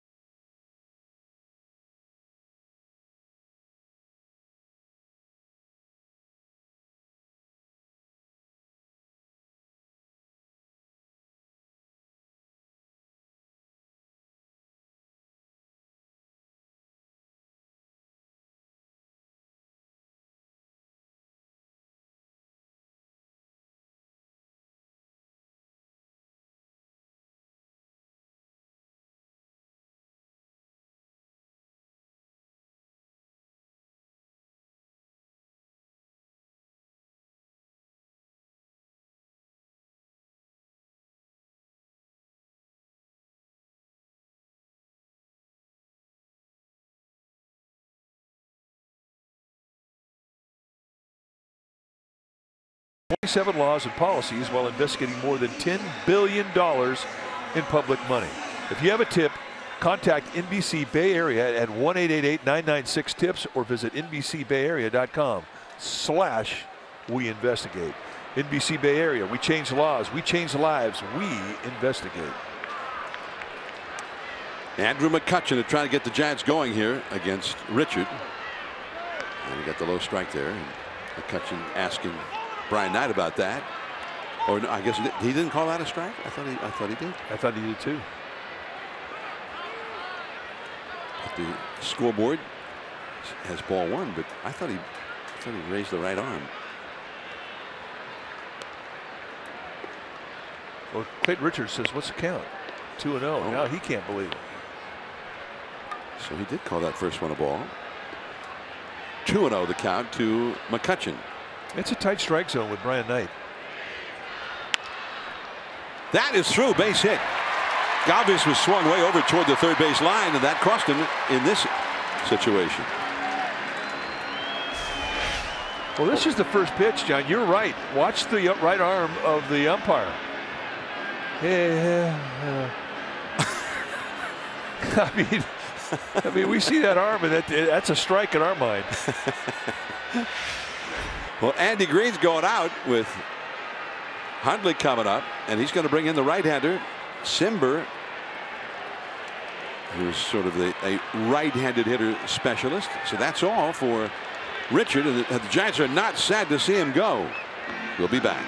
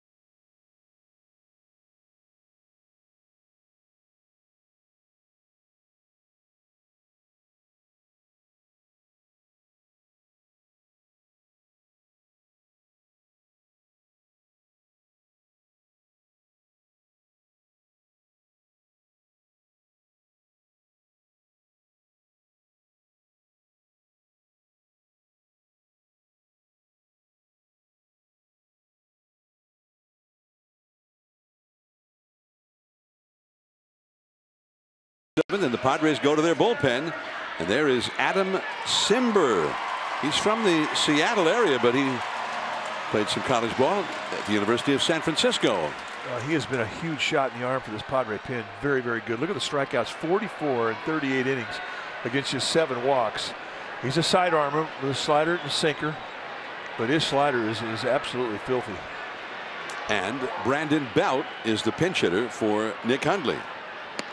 And Simber has held right-handed hitters to only a .217 batting average with no power at all. But lefties are hitting .277. 3 infielders to the right of second for Belt. You know, Simber has an unusual setup. I mean, it looks like he is pointing his toes together when he's on the mound, and that gets him to lock his left hip.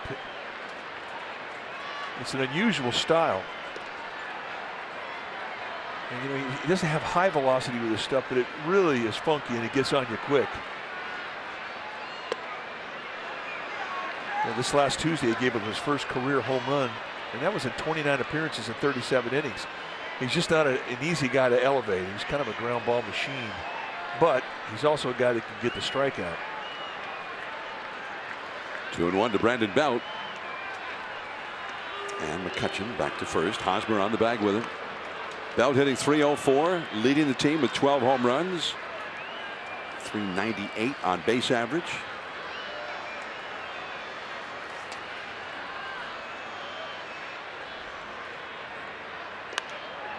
And that's out of play off to the left.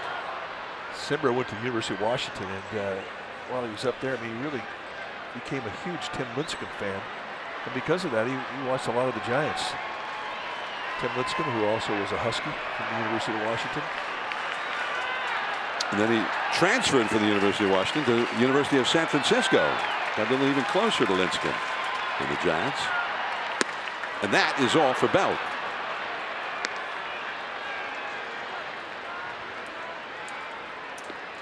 And here comes Green again. They say the physics teachers will tell you it's impossible to throw a ball that rises, but when you're hitting off a Simber, it totally looks like it's rising. I mean, it drops way down. That's low sidearm submarine-y. So Simber's gone with Brandon Crawford coming up. The left-hander Castillo is brought in. We'll be back.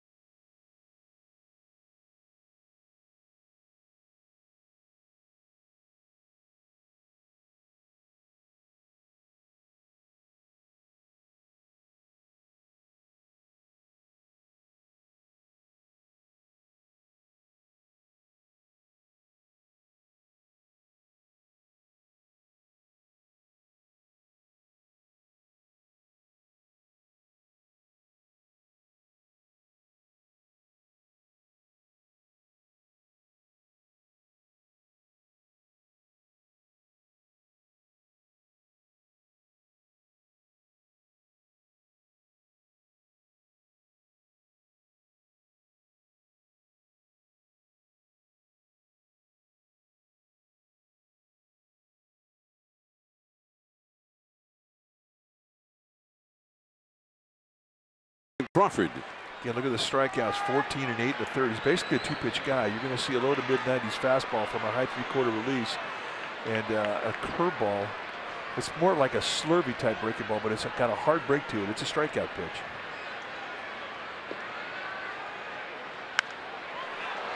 Popped up.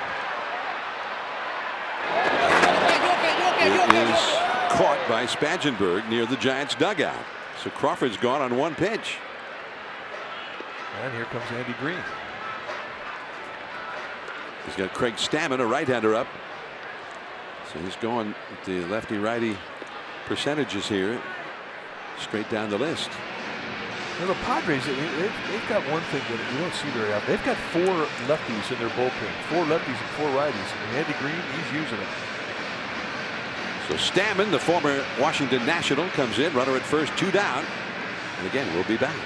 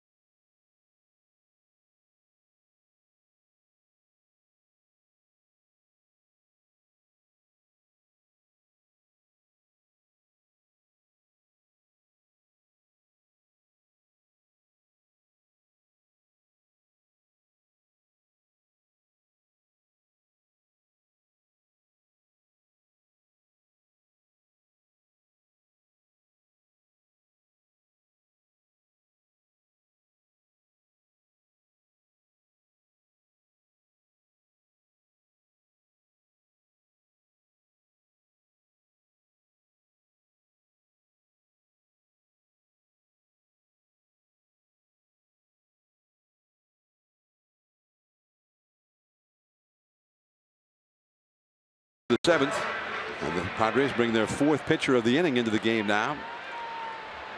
As Giants fans hoping for something big, and some of them have broken out their flashlight apps in their phones, trying to inspire a rally here.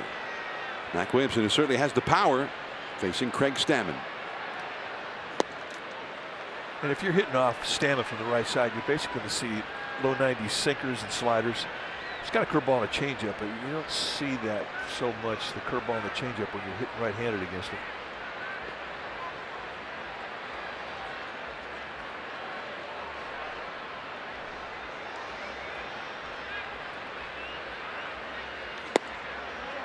Two balls, no strikes.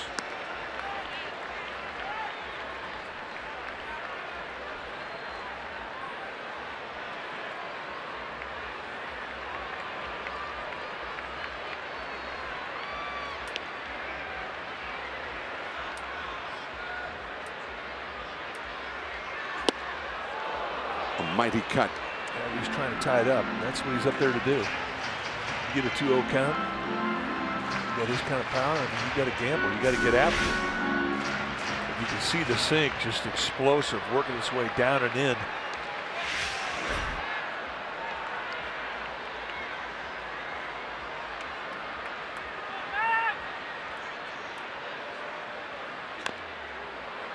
Strike 2. Right back in, same pitch, same location. Padres bullpen is quiet now. Stammen, 35 in the 3rd innings, 27 hits allowed. He's only allowed 1 home run, and he's had 39 strikeouts while allowing only 6 walks.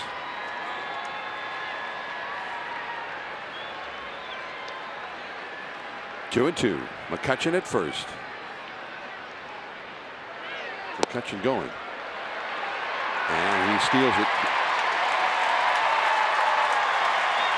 The 6th steal of the year.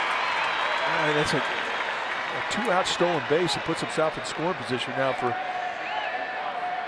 Mac Williamson, who he doesn't have to think home run in a 2-strike count. So this base here can really energize a bench. So good heads-up play. If there's opportunity, take it, and he does, and that changes everything in the batter's box for Mac Williamson.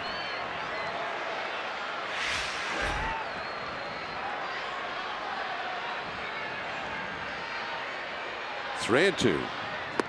And it's a walk. With Pablo Sandoval coming up. And that stolen base had everything to do with that walk.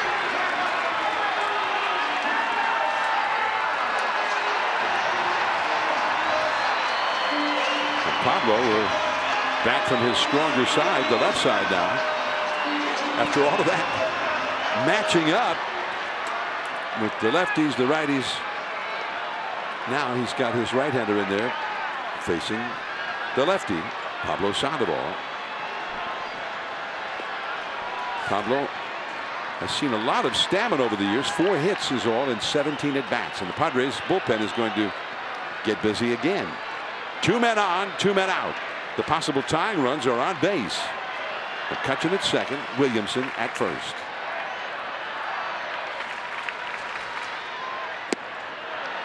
Ball 1.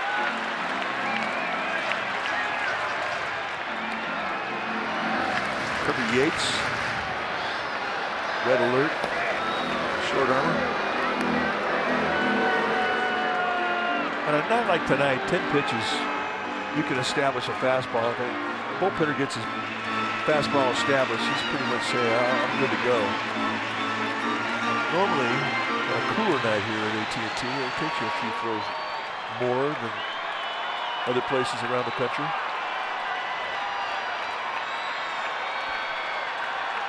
Pablo 0 for 2 against Richard as a right-handed hitter. Hansen is on deck.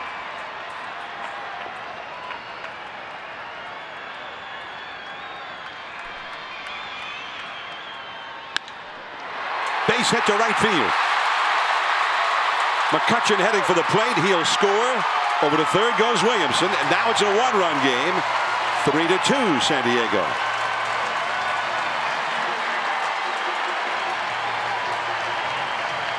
Another big hit for Pablo Sandoval. 2-out knock, RBI, gets his team to within a run of the Padres.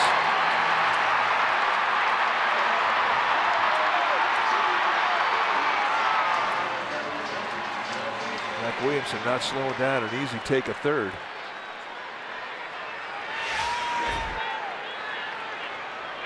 So Alan Hansen, who twice has grounded out to short. The Giants have had a pretty patient approach here against this sinker baller. Taking those pitches that end up down below the strike zone. And that's what Hansen does. Ball 1. This is a good low ball hitter from the left side.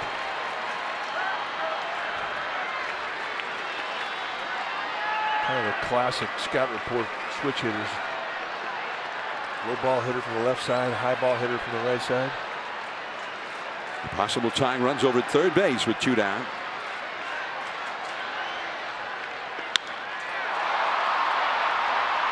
Out in left, Myers, who started back and came back in a little bit. And the inning is over. The Giants still down by a run to the 8th inning. 3-2 Padres.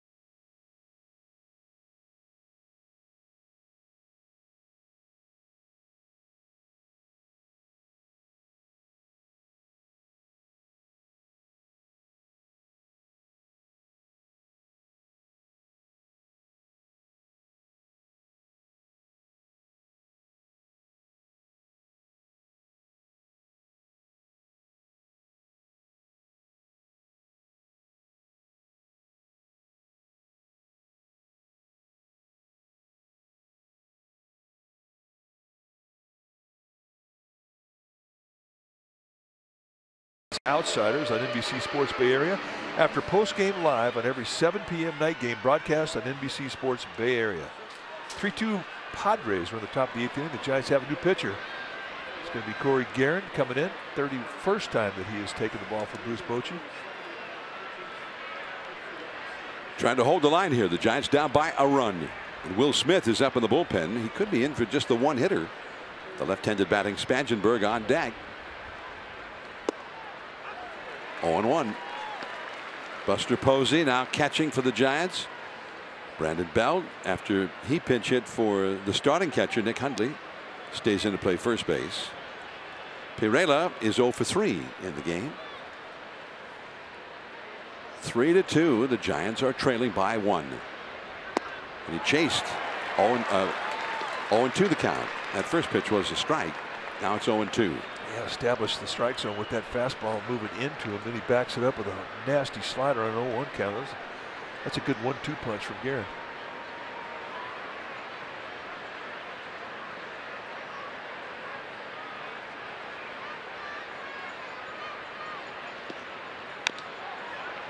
Just got a piece of it.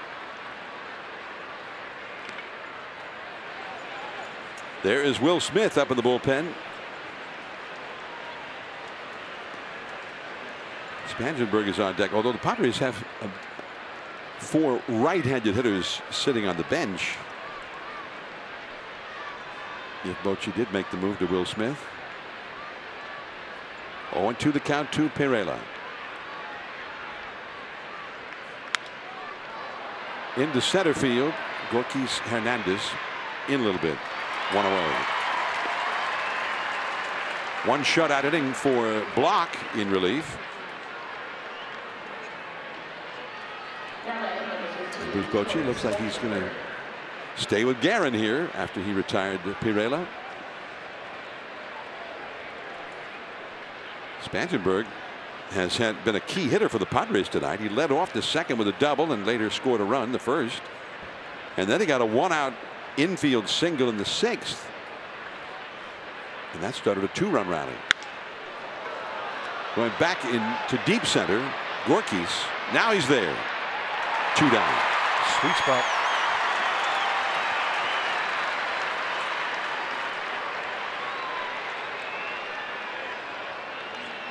He catches so many balls in the sweet spot of his glove. We're thinking seriously about nicknaming him Sweet Spot Hernandez. What do you think? I'm happy with it if he's happy with it. You can't run that by him. Although he's the only Gorkis I've ever met. Not that I've met a lot of sweet spots, but something to consider. All right, here's the latest addition to Sweet Spot Hernandez. Boom. I mean, sweet spot it.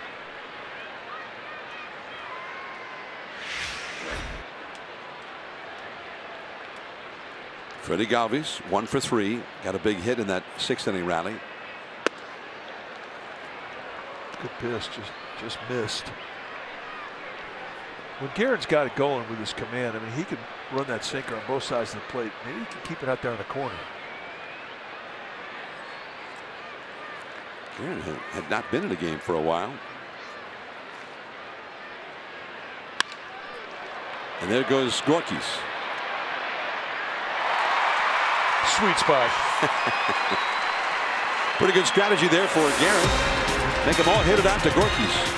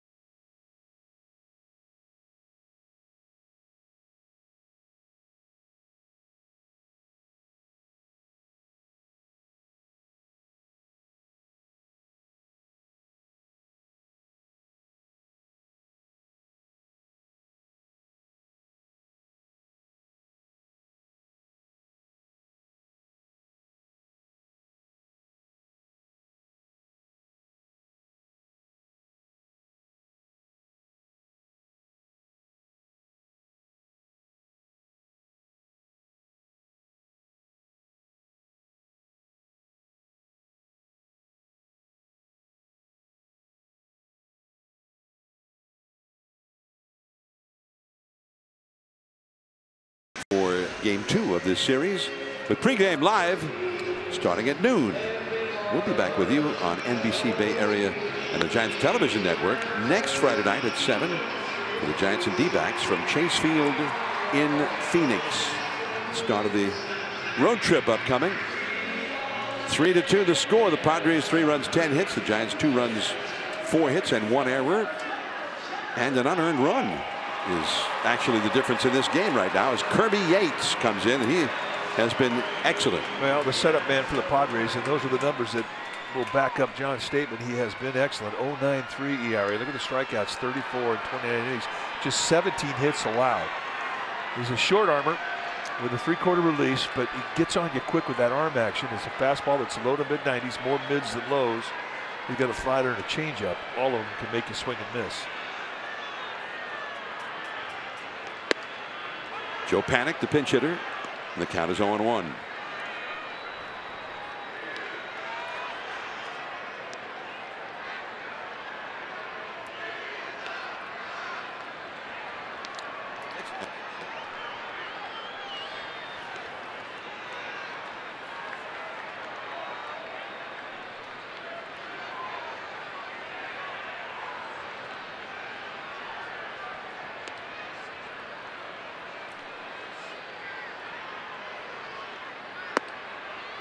A little bit high, 95 miles an hour. The belt high strike just has not been there tonight for anybody. With Brian Knight, the plate umpire.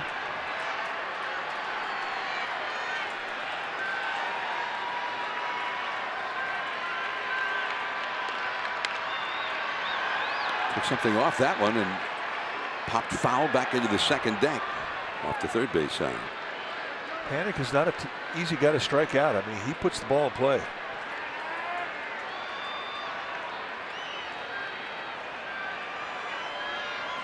Gorkys Hernandez on deck. Been the Giants' top hitter tonight. A couple of doubles. Up the middle, base hit. That was not a bad pitch if you're Kirby Yates, but Panik went down and got it. He's a no strike guy. His head stays very still. And with 2 strikes, I mean, he's already got a very compact approach to the ball anyway. Very quick, not a lot of wasted motion. He gets even tighter with 2. Rifling that ball right back up the middle the way you're taught. Good at that. First pinch hit of the year for Joe Panik. And Pat, maybe he's going to get it going now. He's been slumping for a while, but he had 2 doubles last night here. The first one led to the Giants' first run of the game, which was the only run they needed, as it turned out. Here is Gorkys, who's hit 2 doubles tonight. Very high as he was showing bunt. Spangenberg from third, Hosmer from first, charging the plate hard. Ron Wotus. Buster Posey is on deck.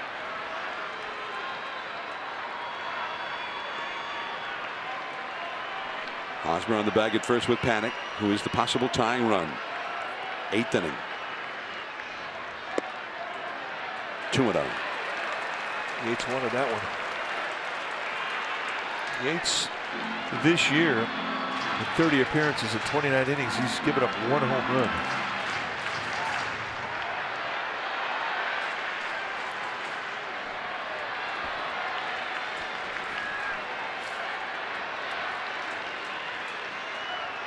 Spangenberg very shallow at third. And ball 3. Not close. Easy take. Yeah, that can happen. You get a 1-0 pitch that you think you should get. Sometimes you just can't get your mind off it, and it affects the next pitch you throw.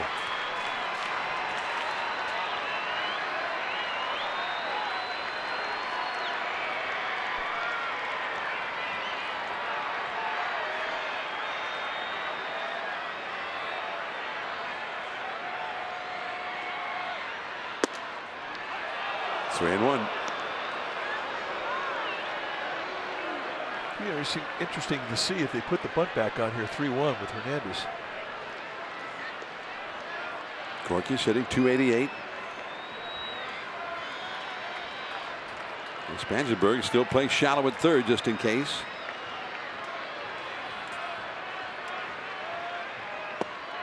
at the knees. Gorky thought he had a walk. Yeah, I'm saying that's the look of disappointment. I think if you can read body language. 3-1 fastball at the knees. Well, didn't you have to fake like you have something in your eyes because you don't want to show the umpire up?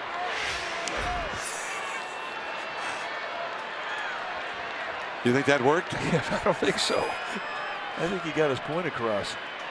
3-2 the count. And Panic back to the bag at first.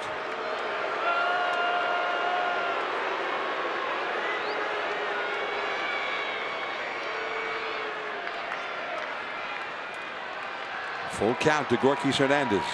Panic led off the inning with a pinch hit single. We'll keep an eye on him here with a 3-2 count. He's not running. And a foul off the right field line. Posey on deck. McCutchen after him. The big hitters are coming up. Gorky Hernandez in this first half of the year. He's been one of the Giants' big hitters. Got 8 home runs.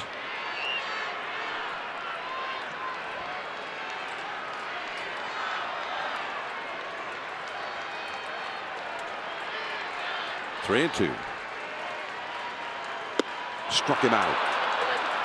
So pretty impressive comeback there for Yates to be down to count 3-0 and get the strikeout. Gorky still ticked off about a pitch that he thought should have been called a ball 4. In the end, it was a fastball challenge above the hand.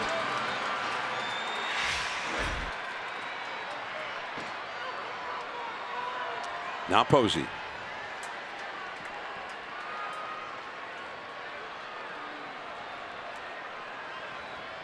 Buster tonight has flied out deep to right center, struck out looking, and flied out to shallow left. He's 0 for 3. 8th inning, the Giants down by a run.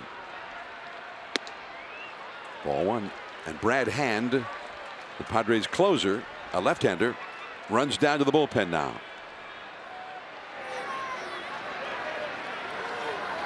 And I guess Brandon Belt gets up in this inning. They'll have Hand ready. Panic the runner at first, 1 out. And the save by Lopez, the catcher. Buster hitless in the game, although he gave one a long ride in the first inning to deep right center.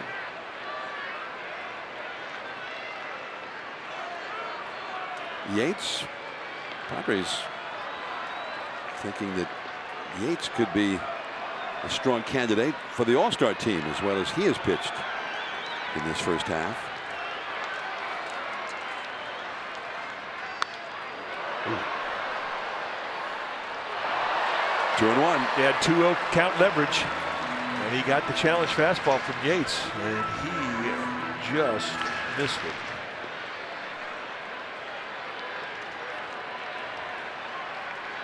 McCutchen on deck.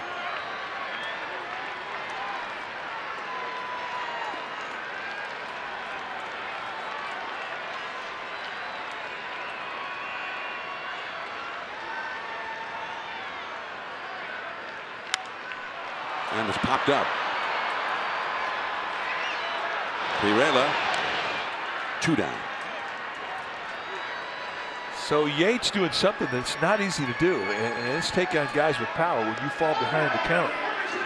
After I had 3-0, 3-1 to Hernandez.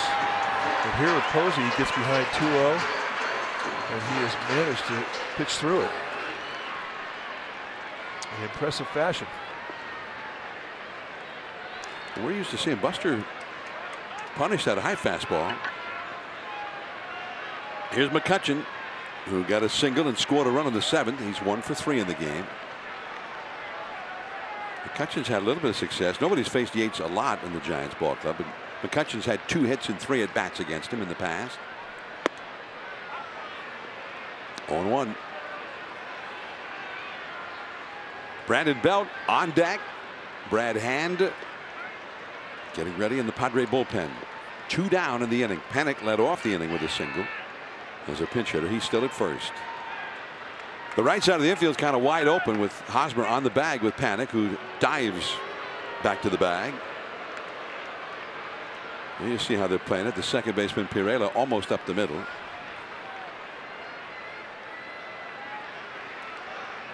Three to 2. The Padres lead the Giants.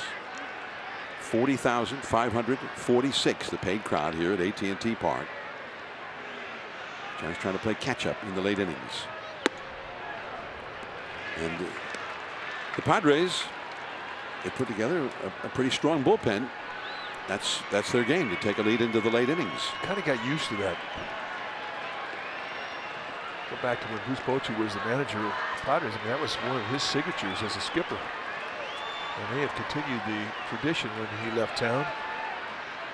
They always seem to have a good bullpen. And it gets through Lopez. So now the possible tying run is in scoring position. Panic to second. On a wild pitch.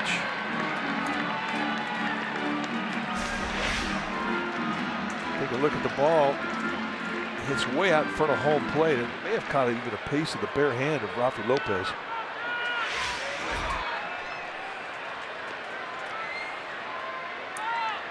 So now a single could tie the game. A single to the outfield.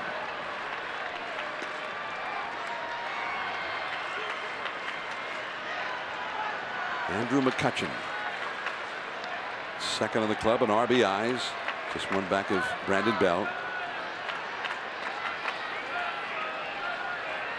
2 balls, 1 strike the count, facing Kirby Yates.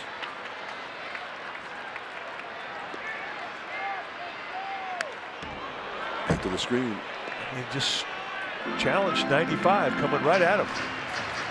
Does that surprise you? I mean, did that to Buster, now he's doing it to McCutchen. No, it doesn't, because he's had a great first half. He's throwing with a lot of confidence. He believes in it.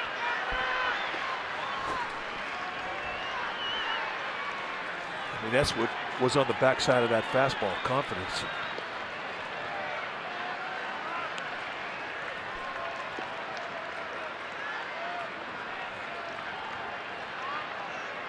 Two and 2 the count.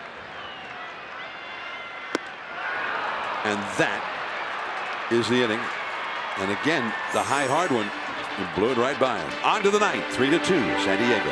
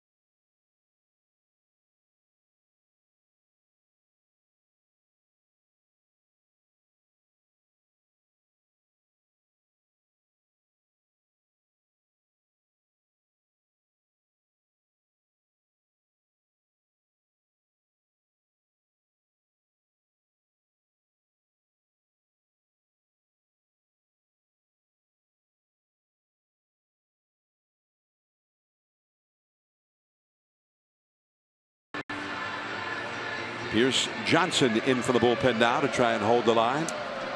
25th time that Pierce Johnson has come into a game. Just recently recalled when Hunter Strickland went on the disabled list.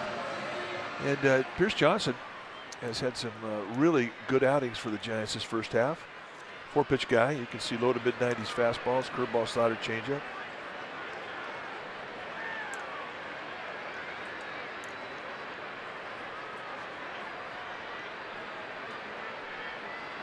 Manuel Margot, who is 2 for 3 in the game. Ball 1 at 94 miles an hour.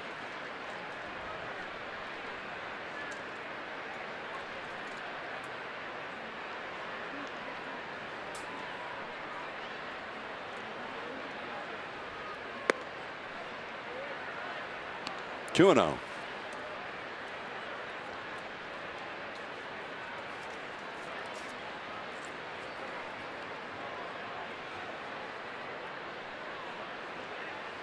Margot hit a double back in the 2nd inning. Knocked in the first run of the game for the Padres. Padres can put a lot of pressure on you with their speed, especially in this situation where they're leading off. This lineup of Jankowski and Myers and Spangenberg, Galvis and Margot. I mean, those are guys that you do not want to get on base and start an inning off because of their speed. Margot, he's been the big hitter in this series. He had 2 of the Padres' 3 hits against Bumgarner, and they were both doubles. And he's been the only Padre to knock in a run in this game. 2 RBIs. The other run scored on an error. 3-2 now. Going right at him. Margot's got a little pop in his bat too. He was letting out some shaft there. 3-1 count.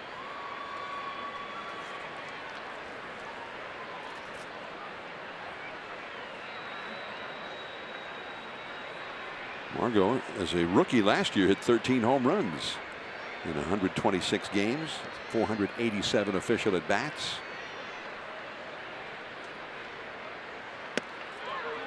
Just off the outside. So he leads off with a walk. That is the first walk allowed by Giants pitching in this game. Padres closer getting ready for the last of the 9th inning. And that, of course, is a Brad Hand down in the right field bullpen.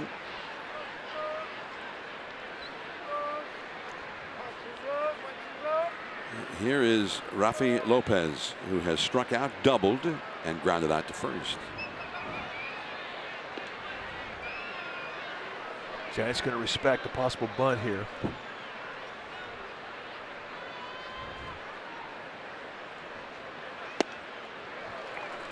On 1.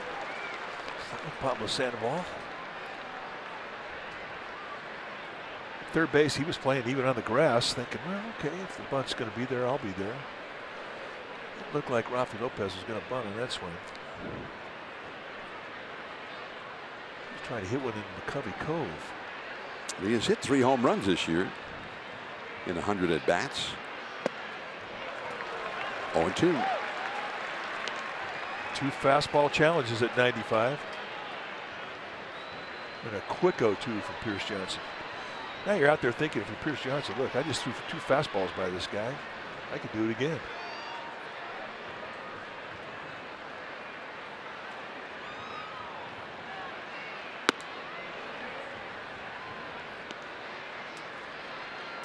One and 2. Day games both tomorrow and Sunday. Andy Suarez for the Giants tomorrow, and Derek Rodriguez. So the 2 rookies go the next 2 days. That is a foul ball. 1-2. Jordan Lyles tomorrow for the Padres, a right-hander who's been around for a while. Eric Lauer, a rookie, for the Padres on Sunday. Monday a day off, and then the Rockies come in on Tuesday. Nolan Arenado and company. Quick throw there. Margot just back in time.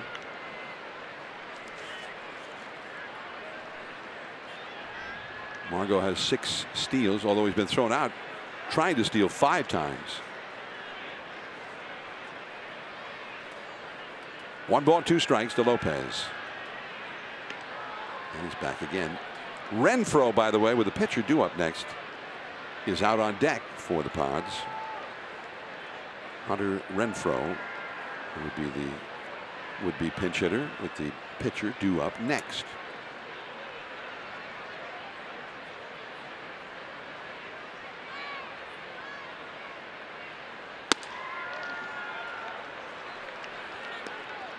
2-2. Rafael Lopez is from Philadelphia. Went to college at Florida State. A lot of minor league experience. Well, he's worked the count full.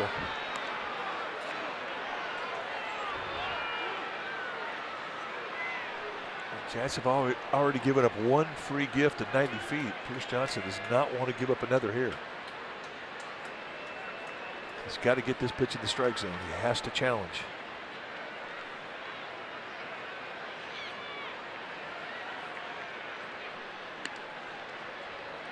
Margot, 3-2. Seems like Margot is going to be running. What do you think? Well, I mean, if you're going to run him, you're betting on contact with Lopez, and I think he's a strikeout candidate. Because of that, I don't think he is going to run. He is not running. Wow. And that's 2 straight walks allowed by Pierce Johnson as Will Smith runs down to the bullpen to get ready. It's the tough pill to swallow is that you cannot defend against a walk. So Buster Posey's going to come out, try and calm Pierce Johnson down. I mean, he had him 0-2, and he winds up losing him to a walk. He had him 0-2, a guy who came into the game hitting 175.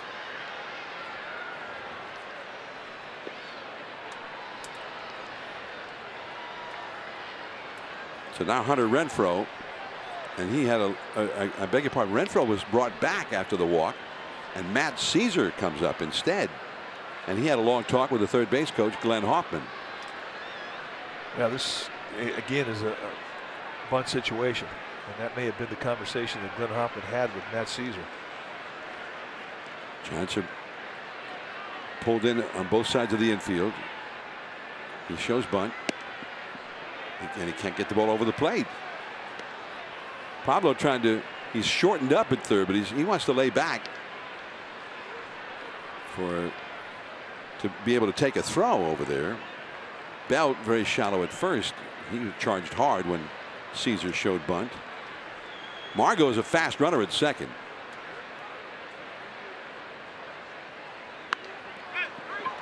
Belt, he wanted to go to third. Margot a little too fast. So Hansen covering first gets the put out, and the runners have been moved over. 2 walks now, and those runners are at second and third.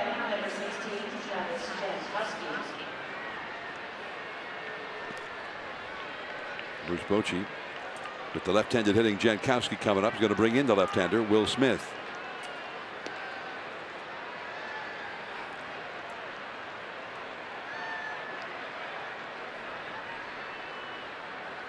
The Giants just a run down, but the Padres with a great opportunity to expand their lead.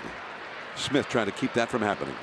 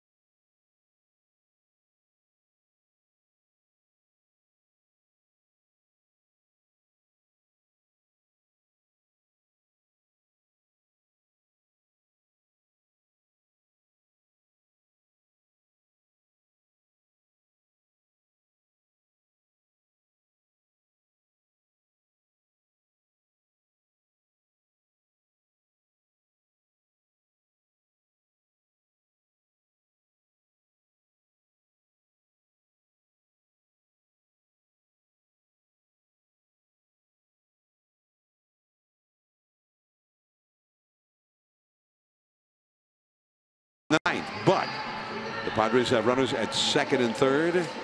One out. Will Smith, the left-hander, comes in to pitch. The Padres send up a pinch hitter for Jankowski, the left-handed hitter. Instead, it will be Renfroe, the right-handed hitter, to bat.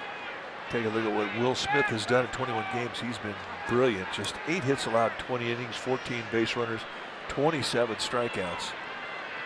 Low to mid-90s fastball, curveball, slider, and he's pitching for the strikeout now. The infield in all the way around for the Giants.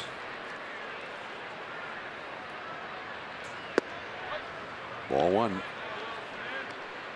Smith has been pretty tough against whatever hitter comes up, whether he be right-handed or left-handed. Left-handed hitters, as you might expect, have not done well against him, 171, but right-handed hitters are hitting 067 against him. Well, and if you're in a strikeout situation, which he is right now, you got runners at second, third, less than 2 outs. You got an open first base, and that's the best way to go at a guy if you're trying to strike him out, because you don't have to throw him a strike. Will Myers on deck. Think corner pitch every pitch you make. Went up with that fastball and popped foul and out of play. By design. So now you can keep climbing the ladder with Renfroe, or you could throw the big back foot curveballs. You could throw a back foot slider, try and bounce the big curveball on home plate. A fastball above the hands. Lots of options here. Ball and 2 strikes. Struck him out. No, he got a piece of it. The delayed call there by the plate umpire Knight. Yeah. So he is still up there. That was the breaking ball down below the strike zone. Just does catch a piece. Caught a piece of Buster Posey too. So it's still 1 ball, 2 strikes. Margot at third, Lopez at second. 1 out. And this time he does strike him out. Buster checks that runner at third and then throws out Renfroe at first. So Will Smith getting exactly what he was pitching for. Right-handed hitters have had 2 hits now in 31 at-bats against Will Smith this year, which is, that's nuts. They give the automatic walk to Myers to load the bases, and Bruce Bochy will nonetheless play the left-handed versus left-handed hitter percentage here with Hosmer.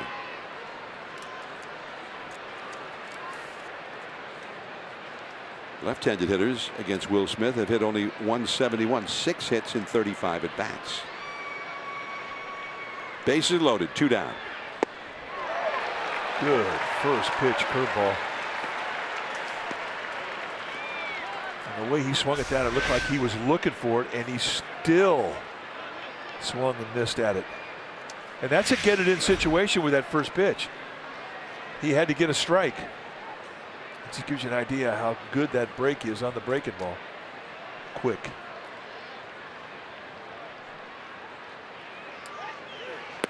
Did he swing? The appeal? Yes. Jerry Davis from third base. 0-2. 2 pitches, 1 a curveball, 1 a slider, and a quick 0-2.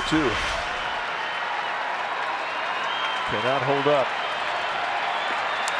Hosmer hitting only .218 versus left-handed pitching. Posey's looking at where he's stepping in that box. I mean, fastball inside is set up, but with the bases loaded, you don't want to miss if you go inside and hit a guy.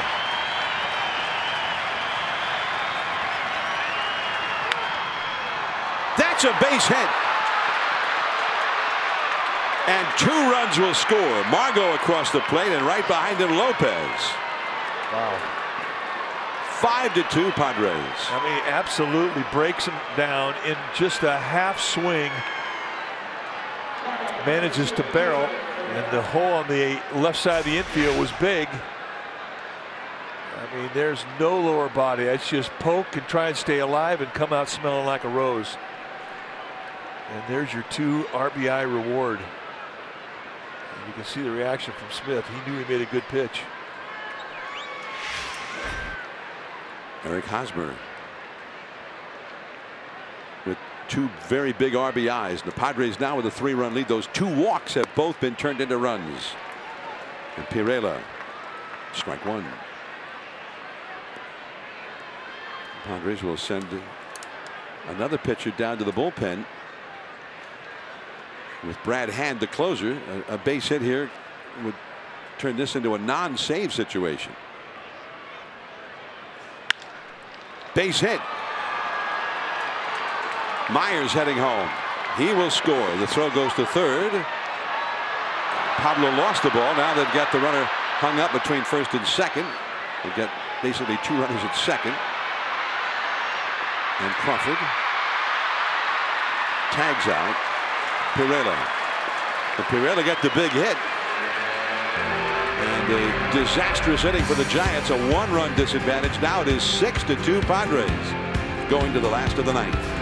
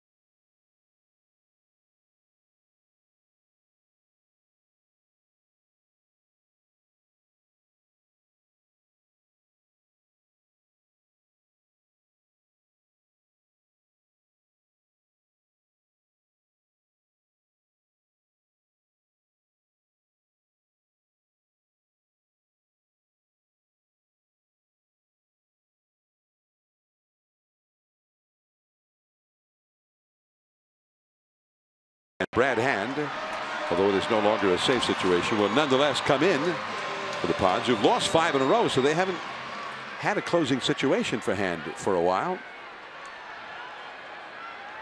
Take a look at his numbers. I mean, these are numbers that are probably going to get him in the midseason classic, the All-Star game in Washington this year. He's been very good. Brandon Belt leads off against him.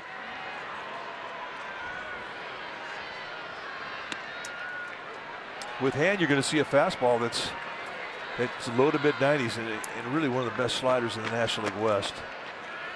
He's also got, he used to have a curveball, but he quit throwing it. He's basically a 2-pitch guy, but you don't sell him short because they are both quality pitches. And his numbers reflect that.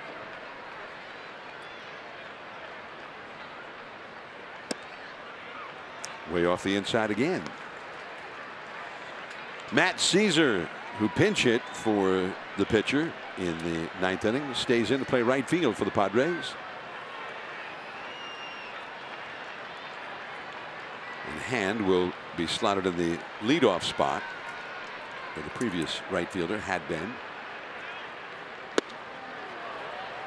And a 2-0 count, and he blew it right by him.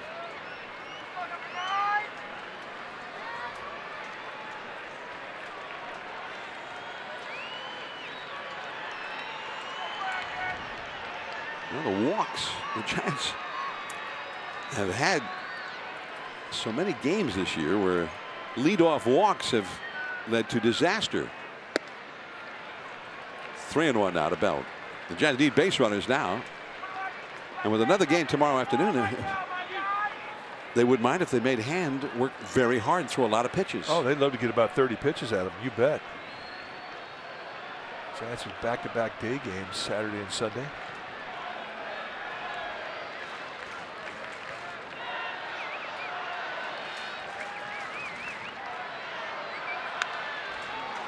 3-2 now. Belt has seen Hand 12 other times and has reached base 6 of those 12 with 2 singles and 4 walks. Brandon Crawford is on deck, another left-handed hitter. Mac Williamson due up 3rd in the inning.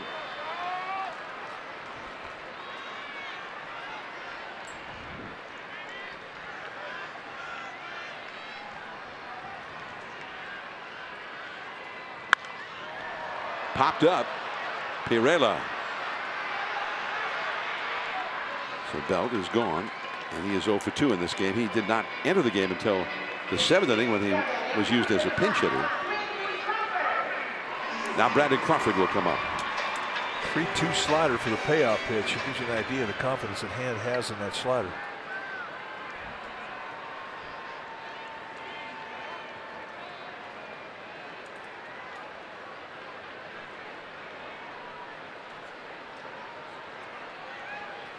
Crawford is 0 for 3. Is struck out.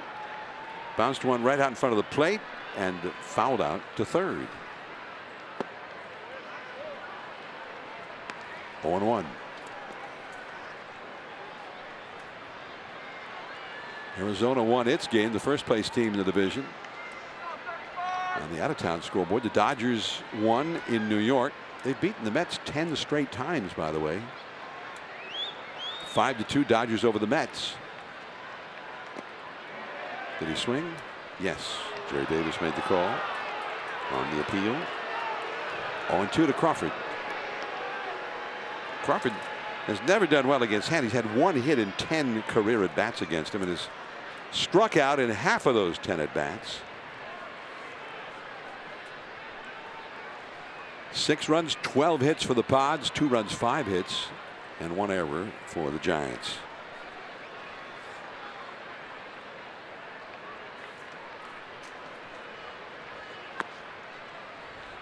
Take that slider in the dirt for a ball. 1-2.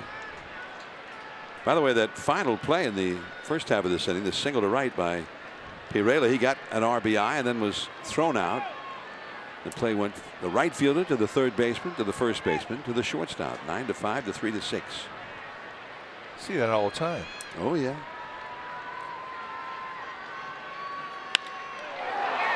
Hit that hard, but Galvis was playing him toward the middle.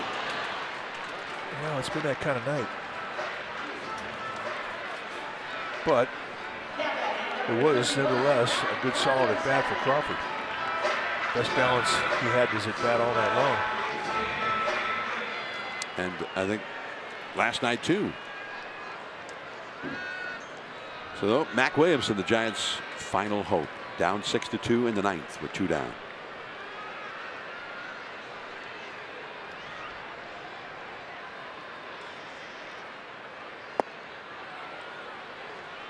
On 1.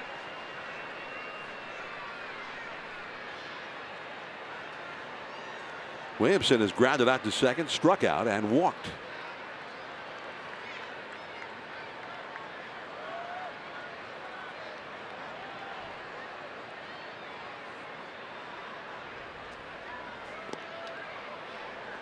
Hand really, when he comes set, he really makes the hitter wait for an extra 3-4 beats, doesn't he? I think it's his way of upsetting the timing of the hitter even before he throws the pitch. Sometimes he comes set and goes quick. Sometimes he'll hold it a second, 2 seconds, 4 seconds, 7 seconds.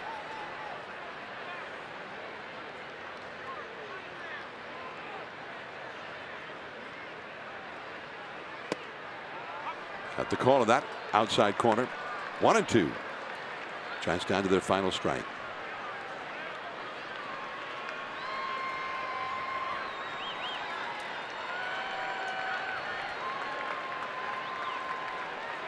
$1 o'clock, 1:05 tomorrow. Game 3 of the series. Another day game on Sunday. And that is all. So the Giants' 3-game winning streak is over. And this one was a game where they were right in it until a couple of walks opened the door for the Padres, who had a big 9th inning. Well, and really a couple of defensive miscues in the 6th inning. It was a 1-1 tie ball game in the top of the 6th, a pitcher's duel. And the Giants broke down defensively, one by Chris Stratton, who was late to cover a bag, and then there was a missed assignment covering second on a steal, and then led to a 2-run inning. Giants can play better than this. For more on tonight's game, tune into Sportsnet Central Giants Edition on NBC Sports Bay Area right after this broadcast. NBC Sports Bay Area tomorrow, noon, with pregame live at 1 o'clock game time for Game 3 of the series. We'll be back with you on NBC Bay Area and the Giants Television Network next Friday night at 6:30 for the Giants and the D-backs from Arizona. For Mike Krukow and Amy G, I'm John Miller from San Francisco. Thanks for joining us, and now good night.